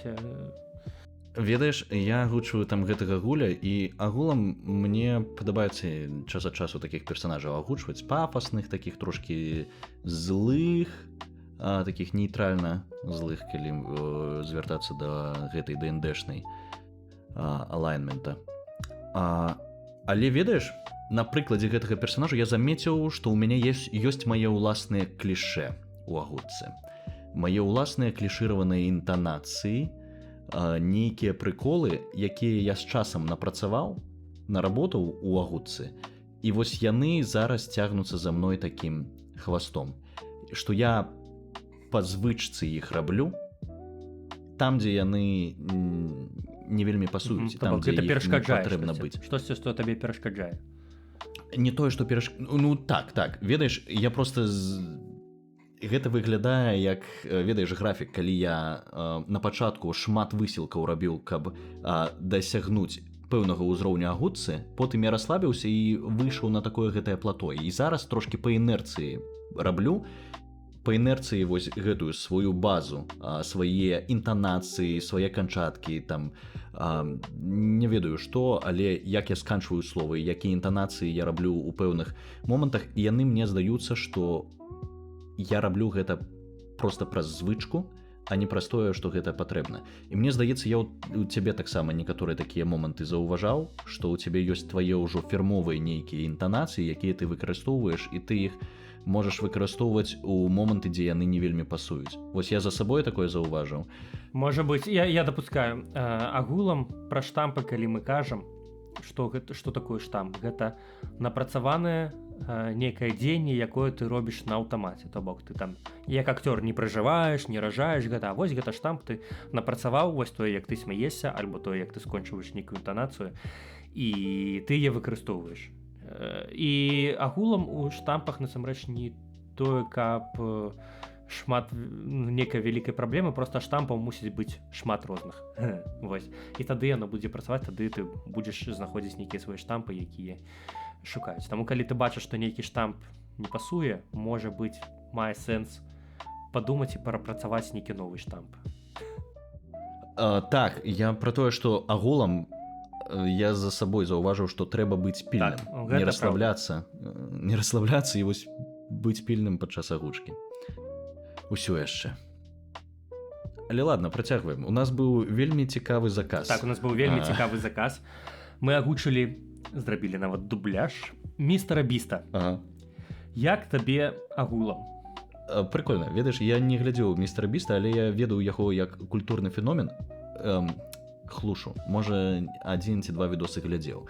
І трэба аддаць пэўную павагу таму, як ён гэта робіць, бо відос вельмі дынамічны. Там амаль ніхто не затыкаецца ні на хвілінку. Не на секунды, я б сказаў. Там проста няма пауз, рэальна. Там рэальна няма пауз. Там няма пауз, там рэальна такі наратыў, што ўвесь час хтосьці гаворыць. І я разумею, чаму. Гэта, ведаеш, зараз кліпавае мышленне і гэтыя ўсякія штукі, і трэба трымаць увагу гледача, і ён гэта робіць філігранна. І як ён робіць відосы, вось усе гэтыя хукі, як яны разгортваюцца, як ён... Карацей, то, як ён робіць сюжэтна, і з рэжысёрскага, з прадзюсерскага пункту гледжання гэта рэальна круто. Гэта сапраўды класна, і цікавы, які ён хук у самым пачатку зрабіў, тыпу, вось мы там зробім, і потым паказваюць, што будзе далей, тыпу, а далей будзе не так, і ты сядзі гадай, як яны з гэтай кропкі перайдуць у гэтую, і трэба сказаць, адзін раз ён там схлусіў. Там быў момант, які, тыпу, ну, насамрэч, якога не было пазней. Пра забойства штосьці там, я не памятаю. Тое, чаго пазней не было, але яны ўставілі, і ты глядзіш, думаеш, о, і ты чакаеш нейкі развязкі, а гэтай развязкі там няма. А можа, ведаеш, яны на постпрадакшне гэта так зрабілі. Карацей, яны заігрываюць з гледачом, і гэта прикольна. Сама серыя мне спадабалася. Вось, яна была цікавая, і сапраўды, вось, людзі жывуць разам. Боже, хто колькі яны там? 90 дзён пражылі? 70, недзе так, мне здаецца. Ну, я не памятаю, там дофіга. І... 90 планавалі, пражылі 70, па-моему. Яны планавалі год. Гэта, вось, як мы з табой пасябравалі, мы пражылі 20 дзён. 3 тыдні. 20 дзён, ці 18 дзён, дзесьці так. 3 тыдні. Ну, 3 тыдні, не роўна, па-моему, 3 тыдні, не? Ці роўна 3 тыдні? Ну, карацей, допустим, 21 дзень, так? А яны 72. Вось, гэта, канешне, за гэты час пасябраваць, асабліва, калі больш няма з кім размаўляць, ну, можна так сур'ёзна. І вось, і... Увогуле, містер Біст — гэта чалавек, які робіць часам даволі неэтычныя псіхалагічныя эксперыменты на людзях. Правда. Але за грошы так. Але за грошы так. І мне скідываў сябра пасля таго, як пабачыў, што мы агучылі містера Біста. Кажа, агучце яшчэ, вось гэты ролик, і паказвае, боже, это такі трындзец. Я не стаў цалкам глядзець, проста прагартаў. Гэта ці то які найлепшы ўзрост, ці там штосьці такое, і там ад 0 до 100 гадоў. Які найлепшы Ну, я не ўзрост? памятаю, які так, штосьці такога кшталту. Ад 0 до 100 гадоў яны там спаборнічаюць у всялякіх фізічных і не вельмі фізічных штуках. І там, Бля, і там умоўна, старакі супраць маладых іграюць у гэтага вышыбалу, знаеш, мячом. І там чалавеку там 80 гадоў, яго гэты мяч прылетае, ён падае, ну гэта здзек проста з людзей нейкі. Але за грошы так, што называецца. Бля, пацеха. Окей. Вось, таму... Але мне было прикольна агучваць гэта. Якая ў містера Біста падача, ён крычыць амаль увесь час. Ён жа за кадрам, ну не тое, каб крычыць, ну я калі агучваў, для мяне гэта было вельмі падобна да крыка, таму што гэта вельмі гучная падача. Гэта «Прывітанне! Сёння мы будзем рабіць вось гэта та-та-та-та-та-та-та-та-та-та». І ты тут, божахна, блін, гэта, ну... Не заманаўся ты? Заманаўся, так я агучваў там некалькі разоў падыходзіў, там, здаецца, ролик на 20 хвілін, рэплік у мяне было каля 200, пры гэтым 200... 20 хвілін і 200 рэплік. У кожнага так столькі было, на секундачку. То бок у нас... У мяне менш было, мне здаецца, нашмат менш. Мне было... Добра, калі сотка Бляха, была. у мяне было падлічана, зараз я скажу, ніфіга, ты хлусіш. Асноўныя ролі былі ў 3 чалавек, але ў выніку я яшчэ паклікаў парачку. У Грыза 200, у цябе 200, Містер Біст 267 і Хейс 287. Таму так, рэальна як бы прыйшлося папарыцца. Вось. Ну, але гэта было цікава, і мне спадабалася рэкламкі, якія я там уставіў. О, яны вельмі смешныя. Так, асабліва гэтай па курачку. Пра курачку, так, там штосьці там было, тыпу, акцёры, на жаль, акцёры майго роднага гука не пакаштуюць курачкі, таму мы толькі можам па-акцёрска уяўляць, якая яна смачаная. Данаце нам, каб мы набылі сабе таксама курачкі, бедныя акцёры агучвання. Вось. Клас. Ну, забаўна, прикольна.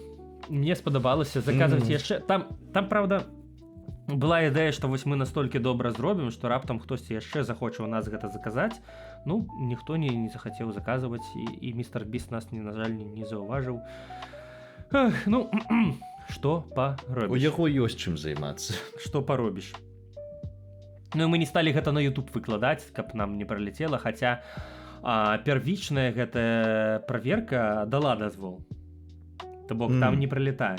Але у чым самае паскуднае вось такога кшталту штук, што окей, первічная праверка, яна не... Ну, то бок сам YouTube не выдаляе такія відэа, да, дублікаты, але выдаляе розныя іншыя штукі, якія сочаць за гэтым сам, і там уже табе адразу страйк прылетае. Ясна, слухай, але ж Вожык робіць свае пераклады і выкладае іх на YouTube. Чым гэта адрозніваецца? Не знаю, карацей, падумай, можа выкладу яшчэ, таму што яно заліта, то бок яно ўжо загружана на YouTube, просто тыпу ў прыватных ляжыць. Можа выкладу, ну...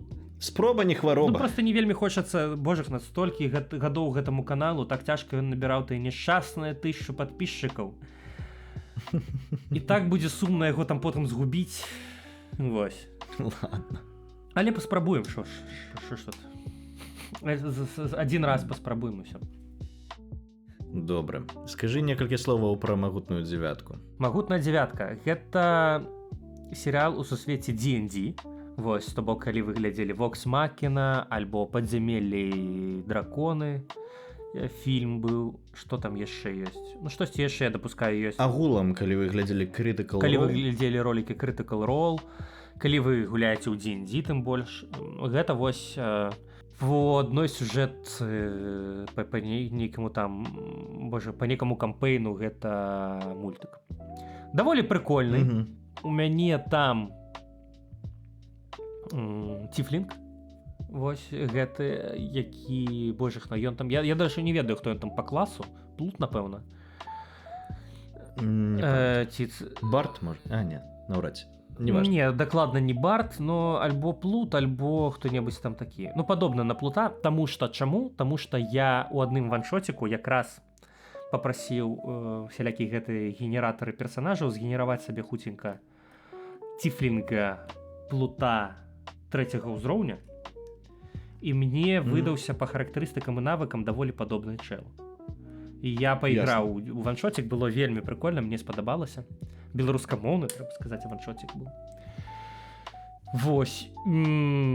Пару слоў, ну мы уже згадывалі гэты мульт раней, нарэшце скончыўся першы сезон, хутка будзе зноў выходзіць Vox Machina. Просто паглядзіце, мне спадабаўся, прям реально я кайфануў. Я глядзеў кожную серыю у себе дома на праектары. Прикольны мультик, ён адрозніваецца ад Vox Machina, там крышачку менш трэшу, але все адно даволі цікава і вось. І з пункту гледжання агучвання там, конечно, таксама былі забаўныя рэжысёрскія паттерны. Там ёсць нейкая мова, я так і не зразумеў, што гэта за мова, але у арыгінале яны размаўляюць па-нямецку ці з нейкім жорсткім нямецкім акцэнтам, і там падчас гэтага субцітры. Окей. Трэба гэта было неяк перадаць? Так, і пытанне, што рабіць? Вось яны размаўляюць на іншай мове. І пакінуць арыгінал, пусціць субцітры быў варыянт. Зрабіць від, што нічога няма. То бок мы агучылі з жорсткім нямецкім акцэнтам. Ясна. Я думаў, вы ўжо агучылі па-нямецку самі. Некаторыя рэплікі агучвалі па-нямецку самі. Калі там былі заклёны ці яшчэ што-небудзь. Но гэта персанаж Орыла. І там все, што тычыцца з дзяцінствам персанажа Орыла, вось яно ўсё вось у такім гэтым самым. І часам ён там кажа не, а найн, і мы ў беларускай мове таксама пераклад зрабілі, што ён крычыць найн. Ну, неяк так. І ведаеш, магутная дзявятка, там же найн пішацца не як найн ангельская, а як найн не нямецкая.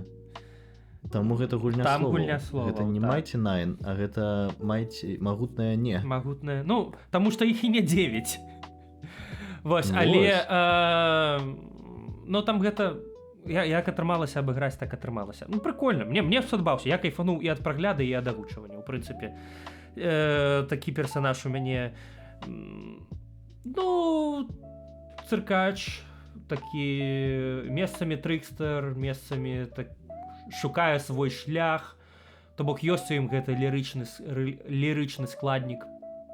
Пры гэтым ёсць у ім штосьці вясёлае, забаўнае такое, як ён з'яўляецца ў трэцяй серыі, таксама цікава. Там ён адразу, там пасцельная сцэна, ён там адразу з мужчынам і з жанчынай. Клас.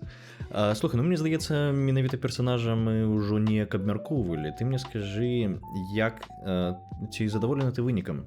Па гучцы клас, супер. Ну, мне спадабалася. Я паглядзеў, я кайфануў. Ну, мне падабаецца. Окей, круто. Гэта было добра. Агулам я прям задаволены. На 8-9 агучку паставіў бы. Ну, калі мы за кадры, як за кадры ацэньваем, то так, гэта вельмі добрая работа. І склад мне спадабаўся, і спадабалася мне божахна, ну, як каст быў зладжаны. Вось. Гэта было добра, усе на сваіх месцах. Нэня прикольна справіўся з гобліншай. Вось, то бок ён агучваў жаночага персанажа, але там у арыгінале акцёр мужчына. Прикольно. Вось, ну, гэта было забаўна. Ну і што? І пару слоў пра тое, што ў працы, вяртаючыся, гэта магічная бітва. Ты сказаў магутную дзявятку, я падумаў пра магічную бітву. Зараз выходзіць магічная бітва. Яна выходзіць ангоінгам у двухгалосым гэтым самым. Даволі хутка, мы на пачатку ўвогуле рабілі дзень у дзень. Зараз праз пэўныя працоўныя моманты, таму што мы людзі з працы, мы гэта робім звычайна ў нядзелю, субота-нядзеля. Бок пятніца з'яўляецца серыял, нядзеля з'яўляецца агучка. Рэдкая з'ява для беларускага агучвання, таму глядзіце, падтрымлівайце, і калі вам спадабалася магічная бітва, то, калі ласка, данаце, падтрымлівайце, данаты пойдуць на збор 1672 сезона. Вось так мы зрабілі. Юху! Вось. Давайте, данатце, ласка. Прикольна, але ну гэта двухгалоска, таму там складана абмяркоўваць нейкіх персанажаў. Канешне, я стараюся там штосьці раздзяляць. Я бачу, што, канешне, я там не на ўсіх пасую. Ну, што паробіш? Агулам? Окей.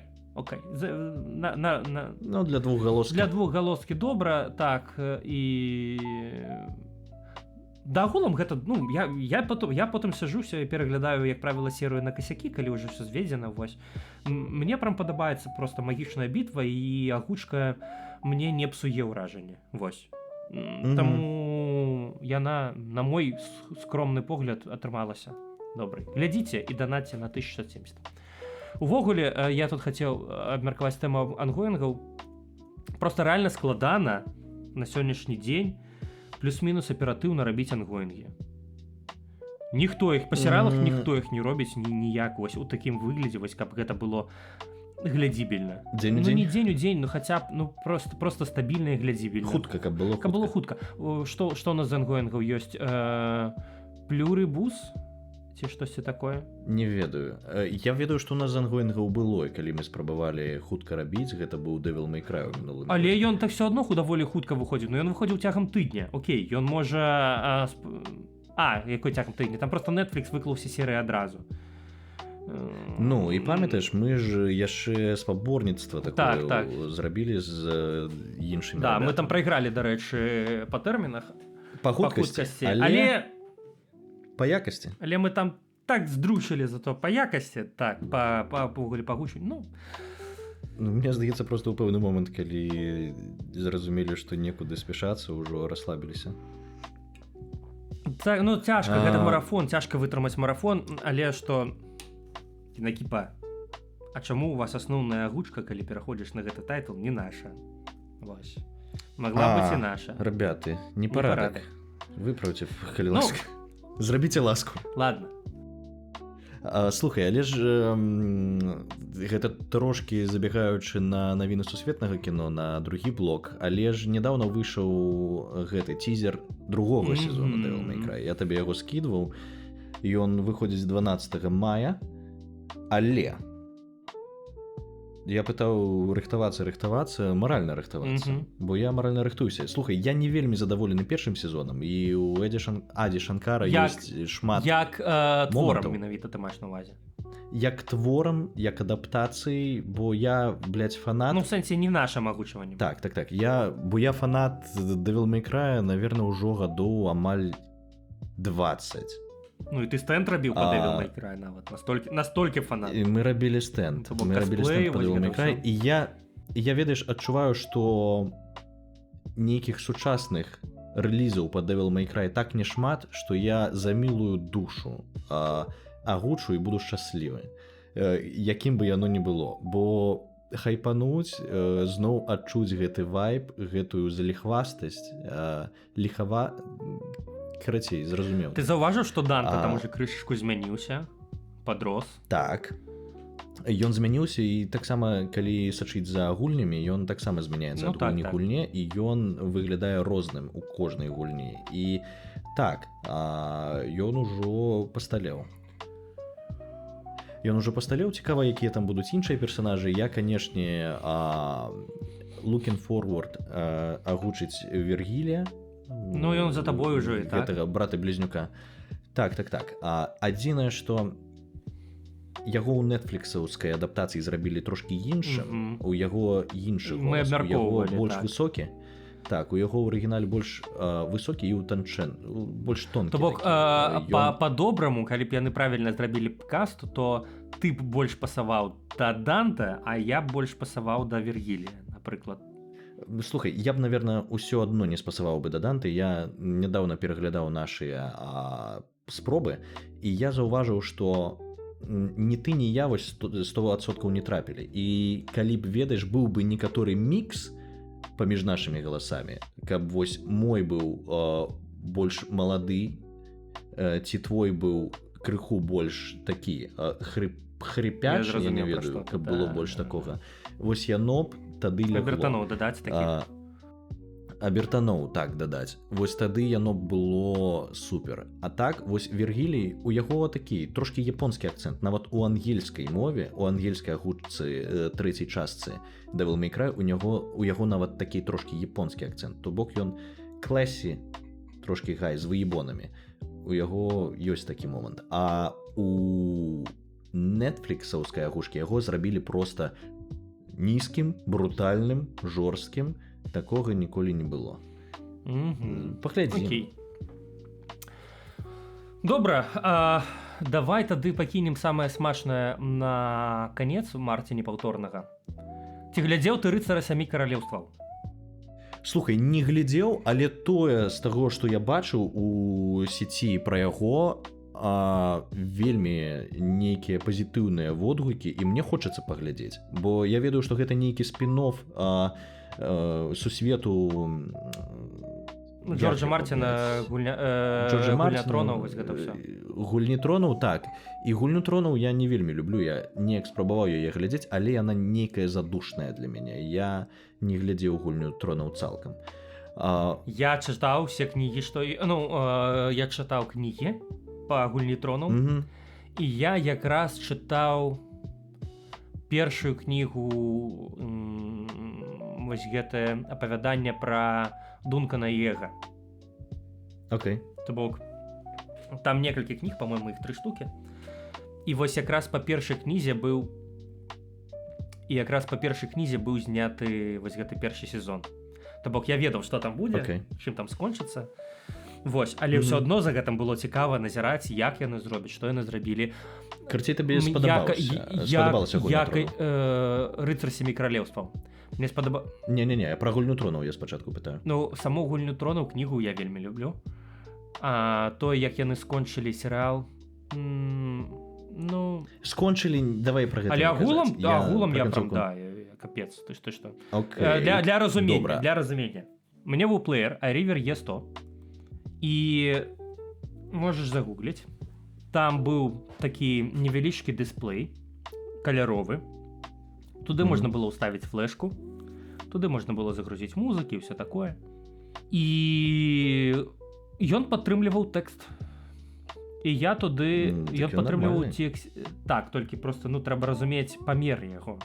Взяць лінеечку потым. Я бачу, як на далоні ён ляжыць. Ну так, ён даволі маленькі там экранчык. Я вось на гэтым экранчыку прачытаў 4 кнігі. Я памятаю. На гэтым экранчыку я прачытаў 4 кнігі першыя, потым 5-ю я чытаў уже начытаўся.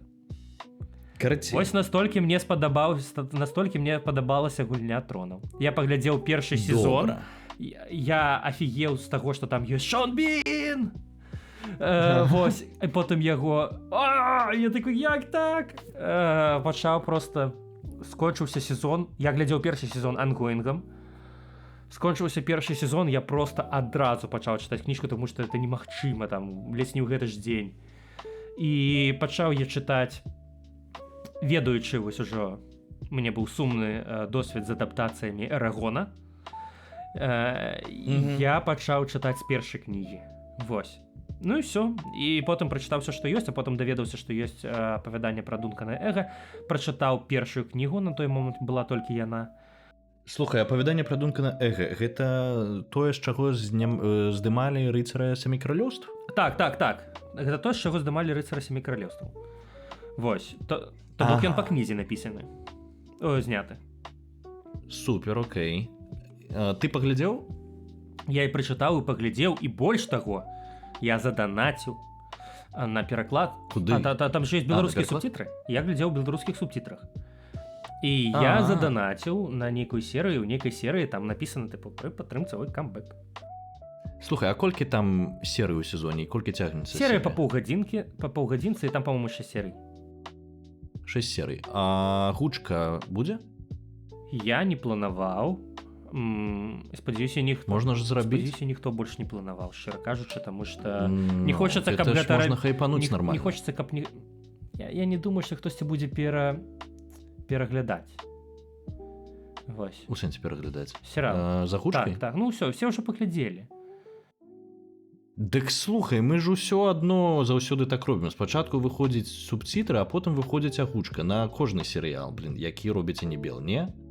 Ну, можна падумаць. Можа, напішыце ў каментарах, ці сталі вы пераглядаць за гучкай? Ну, таму што, мне здаецца, можна файна зрабіць актуальную агучку. Ну, ты б спасаваў, дарэчы, на роль Дункана, мне здаецца. Калі б у цябе атрымалася там проста сыграць, трэба крышку дэбыла. Ага, слухай, там быў нейкі чэл прыкольны такі кудравы з барадой, такі трыкстарскі. Вось мне ён спадабаўся. Я бачыў некалькі эдытаў з ім. Ён там вельмі харызматычны персанаж, вельмі класны. Ён баратыон, калі табе гэта пра штосьці кажа. І ён такі прям вельмі харызматычны, артыстычны.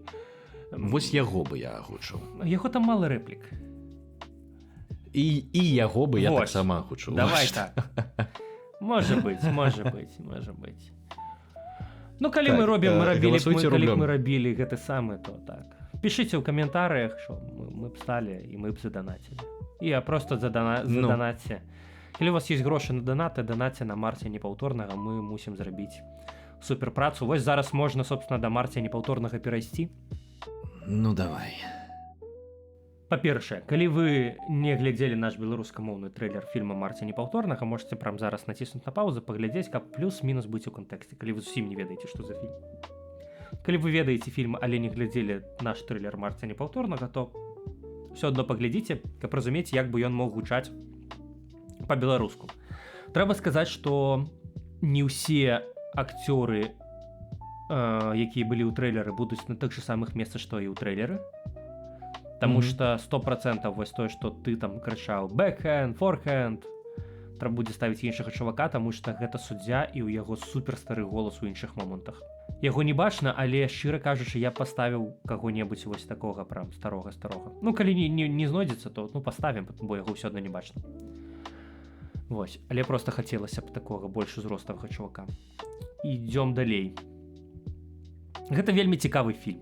Вось ты, Валентин, глядзеў Марція Непаўторны? Нет, не глядзеў. Вось я вельмі табе раю схадзіць і паглядзець. Альбо калі табе шкада грошай, яго ўжо можна паглядзець онлайн у лічбе. Не, трэба схадзіць. Вось, гэта вельмі круты фільм з пункту гледжання менавіта мастацкага твора. Ён вельмі дынамічны. Ён трымае цябе ў напрузе цягам усёй стужкі. Там увесь час штосьці адбываецца. Толькі ты падумаў, што ты расслабіўся, здараецца нейкая іншая сітуацыя, якая прымушае цябе адчуваць няёмкасць, альбо сорам, альбо проста перажываць за персанажаў, альбо нейкі азарт, ты хвалюйся, альбо заўзееш за Марці, альбо думаеш, які ты мудак, альбо які ты дурак, альбо іспанскі сорам вось гэты там ёсць. І ён вельмі насычаны падзеямі, насычаны дыялогамі, гэта дыялогавы ў першую чаргу фільм. Яны все даволі экспрэсіўна размаўляюць, яны хутка размаўляюць. Не складана цябе было глядзець? Складана, але цікава. І ты з польскімі субтытрамі? Я глядзеў па-англійску з польскімі субтытрамі. Ты знаеш, у пэўны момант я проста не глядзеў на субтитры і нават не заўсёды ўсё разумеў. Ты проста там настолькі выразная міміка, што там часам не трэба слоў, каб разумець, пра што яны размаўляюць. Таму прикольно. Не было там. Калі глядзіш кіно, насамрэч, каб кайфануць, трэба палову разумець ад слоў, палова лексікі. Таму там было ўсё вельмі добра. Вось. Я кайфануў. І Марці гэта звычайна я люблю фільмы, дзе я галоўнаму персанажу неяк суперажываю. У гэтым фільме Марці гэта для мяне ён і не герой, і не антаганіст, але то, якому складана мне, напрыклад, было суперажываць, таму што ён прям на самым пачатку фільма робіць шмат трэшаў, праз якія ён становіцца для мяне не вельмі прывабным чалавекам. Ён такі шэры. Гэта прям шэры персанаж, які у канцы нібыта прыходзіць да чагосьці зразумелага. Але з акцёрскага пункту гледжання і не толькі акцёрскага, а ўвогуле як вось мастацкага, як твора, гэта персанаж з вельмі выразнай мэтай і з вельмі моцнай волей. І ён праз усе перашкоды насуперак лёсу і ўсяму на свеце і насуперак усяму свету ідзе да гэтай мэты, выкарыстоўваючы любыя сродкі. І вось яго задача там стаць найлепшым у свеце гульцом у настольны тэніс. Звычайна, калі мы разумеем штосьці такое, мы думаем, што гэта пра трэніроўкі, пра ён змагаецца з іншымі праблемамі. Ён змагаецца з праблемамі, скажем так, капіталістычнага свету, то бок яму трэба там трапіць, напрыклад, на фестываль. Не на фестываль, а на спаборніцтва. Для гэтага яму трэба грошы, яму трэба заняць грошы, альбо скрасці грошы, альбо неяк выменіць, кагосьці надурыць. Ён праварочвае аферы. Правобразам Марці Маузера ёсць сапраўдны чалавек, сапраўдны гулец у настольны тэніс. Ён, дарэчы, цікавы чэл, але не настолькі безбашаны, як Марці ў фільме. Марці Рэймсон. Вось, ён ужо памёр у 2012 годзе. Але вось ён нарадзіўся, калі? У 30-м. Вось, ён нарадзіўся ў 1930 годзе. І ў 1997 ён выйграў адкрыты чэмпіянат ЗША па тэнісе настольным. 97? У 67 гадоў. Не першы раз. Не першы раз ён гэта зрабіў. Але вось апошні у 67 гадоў ён выйграў адкрыты чэмпіянат ЗША па настольным тэнісе. І ён самы стары чэмпіён у свеце. Вау, круто. Вось. Ён сапраўды рабіў вось гэтыя трукі. Ён месцамі быў аферыстам. То бок ён... Што ён рабіў? Ён адсядзеў? Не, па-мойму, не. Але што ён рабіў? Што вядома? Дакладна, што вядома. Што ён прыходзіў у клубы настольнага тэніса, дзе гралі, прыкідаўся дурнем, прайграваў людзям, потым рабілі стаўкі, і ён прайграваў, потым кажа, давай адкуплюся, там апошні, вось давай падвоім стаўку, і потым просто хуяк расхерачваў усіх. Так робяць, я знаю, шмат разоў бачыў у фільмах і чуў, што так робяць у більярдзе. Вось, ён рабіў так у настольны тэніс. У фільме гэта таксама, дарэчы, ёсць. Цікавы момант. Прикольна. Слухай, ты калі апісваеш такі тып персанажу, мне ўзгадваецца фінансіст. Я чытаў фінансіста Тэадора Драйзера. Я не памятаю, як завуць галоўнага персанажа, але ў яго таксама была мэта, і ён вось шоу да яе, і да гэтага персанажу складана неяк, ведаеш, адназначна ставіцца. Ён не адназначна пазітыўны, і вось ён у гэтай шэрай зоне, бо ён і адначасова, ведаеш, прыклад, за якім хочацца ісці у плане таго, які ён мэтанакіраваны. Але якімі сродкамі ён ідзе да гэтай мэты, вось часта адчуваецца штосьці такое брыдкае. І гэта тое, што я памятаю пра фінансіста, і фінансіст гэта ўвогуле трылогія, і далей яшчэ больш складана, там яшчэ больш. І гэта таксама быў рэальны праобраз у гэтага персанажа, то бок быў рэальны чалавек, па якім напісаў Драйзер гэтую кнігу. Так. Цяпер фільм, можна сказаць, абмеркавалі, ўжо шмат чаго пісалі. Ён сапраўды вельмі дынамічны, яго цікава глядзець, ён не адпускае цябе. Ён цябе зчапіў, і ён цябе не адпускае. Таму не было там жадання заснуць ці выйсці, там падыхаць ці вярнуцца, паставіць на паузу, таму што вось, раз. Што я магу сказаць? Мы робім збор на дубляж гэтага фільма. І гэта будзе вялікая работа, гэта будзе вялікі выклік, там 3000 рэплік на фільм. У фільме «Валадары пярсцёнкаў» у першым было, па-моему, 1900 ці 1800. То бок ён вельмі... І колькі там тваіх рэплік? І маіх рэплік, па-моему, 1200. То бок Марці там, ён заўсёды з кімсьці там размаўляе, і там агулам яго 1200 рэплік. Колькі ў цябе максімальна было рэплік? Па-моему, столькі і было у Дэдпуле. 1200? У Дэдпуле, можа, больш нават было. Окей, ладно. Ну так бывае, калі ў тебе цэнтральны персанаж все кажа, і бывае спакойна, што ў яго палова ўсіх рэплік, Таму што ён заўсёды з кімсьці ў дыялогу, і гэта Понятно. нормально. Зразумела. Вось. І асноўная праблема, мы плануем рабіць дубляж, так? І асноўная праблема гэта кастынг, таму што там вельмі шмат старых галасоў, і ёсць рэчы, якія ты не падробіш. Мы можам зрабіць, апусціць яго нізка, мы можам састарыць голас, але ж гэтыя абертаны старыя. гэта дэфармацыя голаса, якая адбываецца з узростам, яе цяжка вельмі падрабіць і амаль немагчыма. Таму мы шукаем менавіта людзей сталага веку, і мы нават запусцілі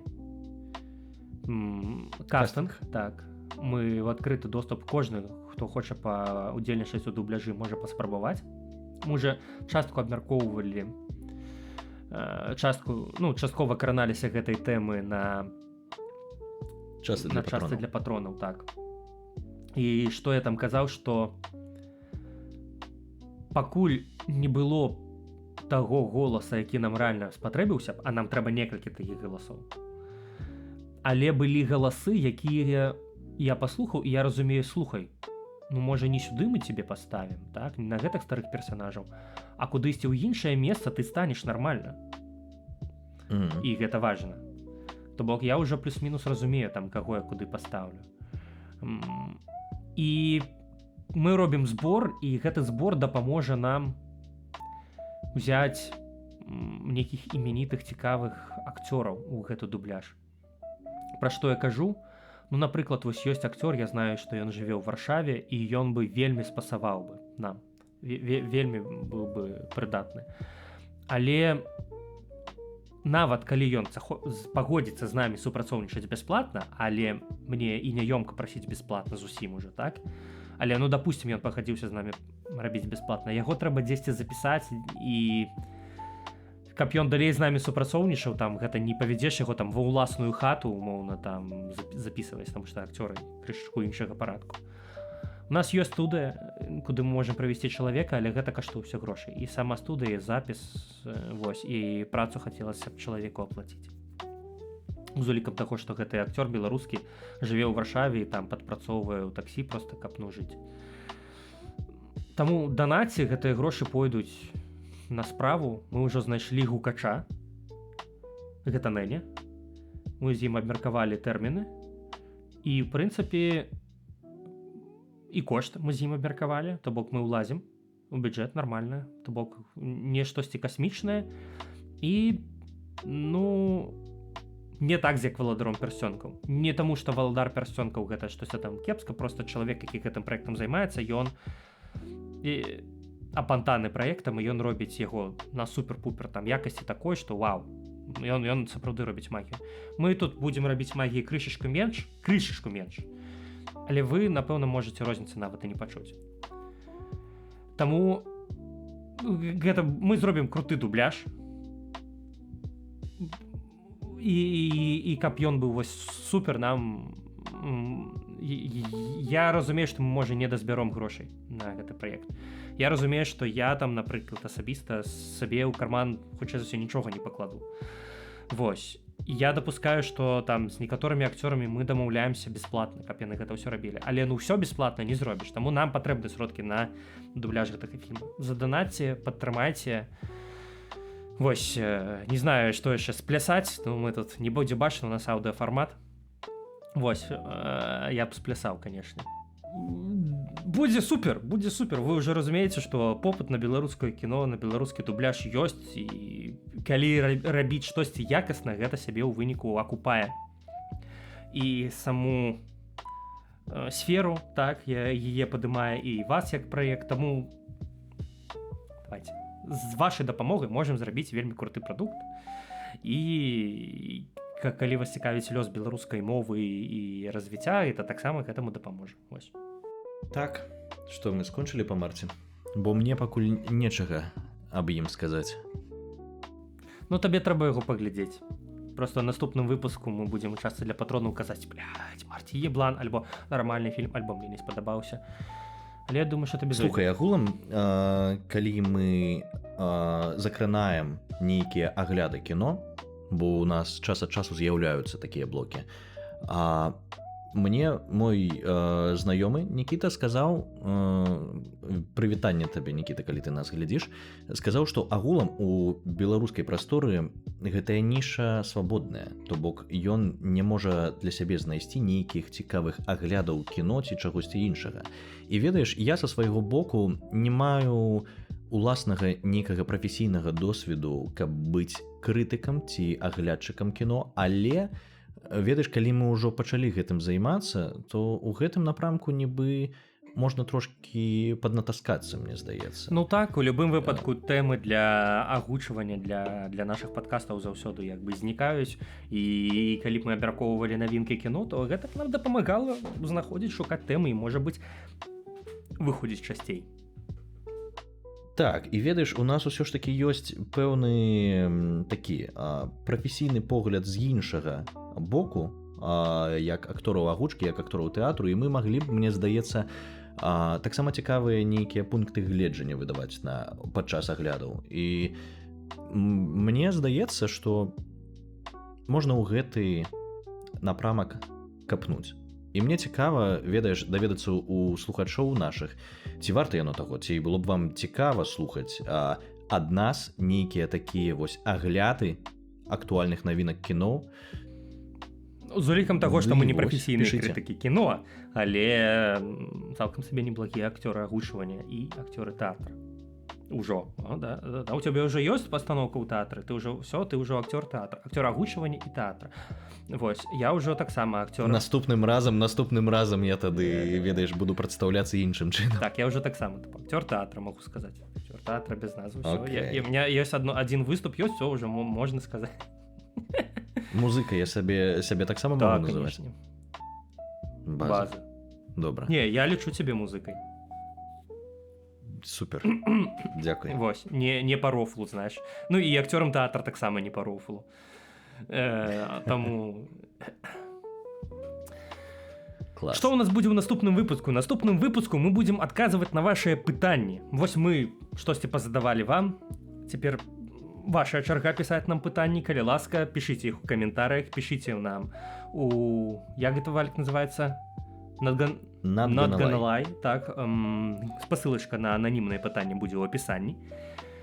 Прычым яна будзе як у апісанні на Ютубе, гэтак і на апісанні на аўдыаплатформах, калі вы нас слухаеце. Калі вы нас слухаеце на аўдыаплатформах, перадаём вам асаблівае прывітанне, таму што там пакуль што яшчэ не шмат людзей нас слухае. Але, чалавек 30-50 на выпуск набіраецца.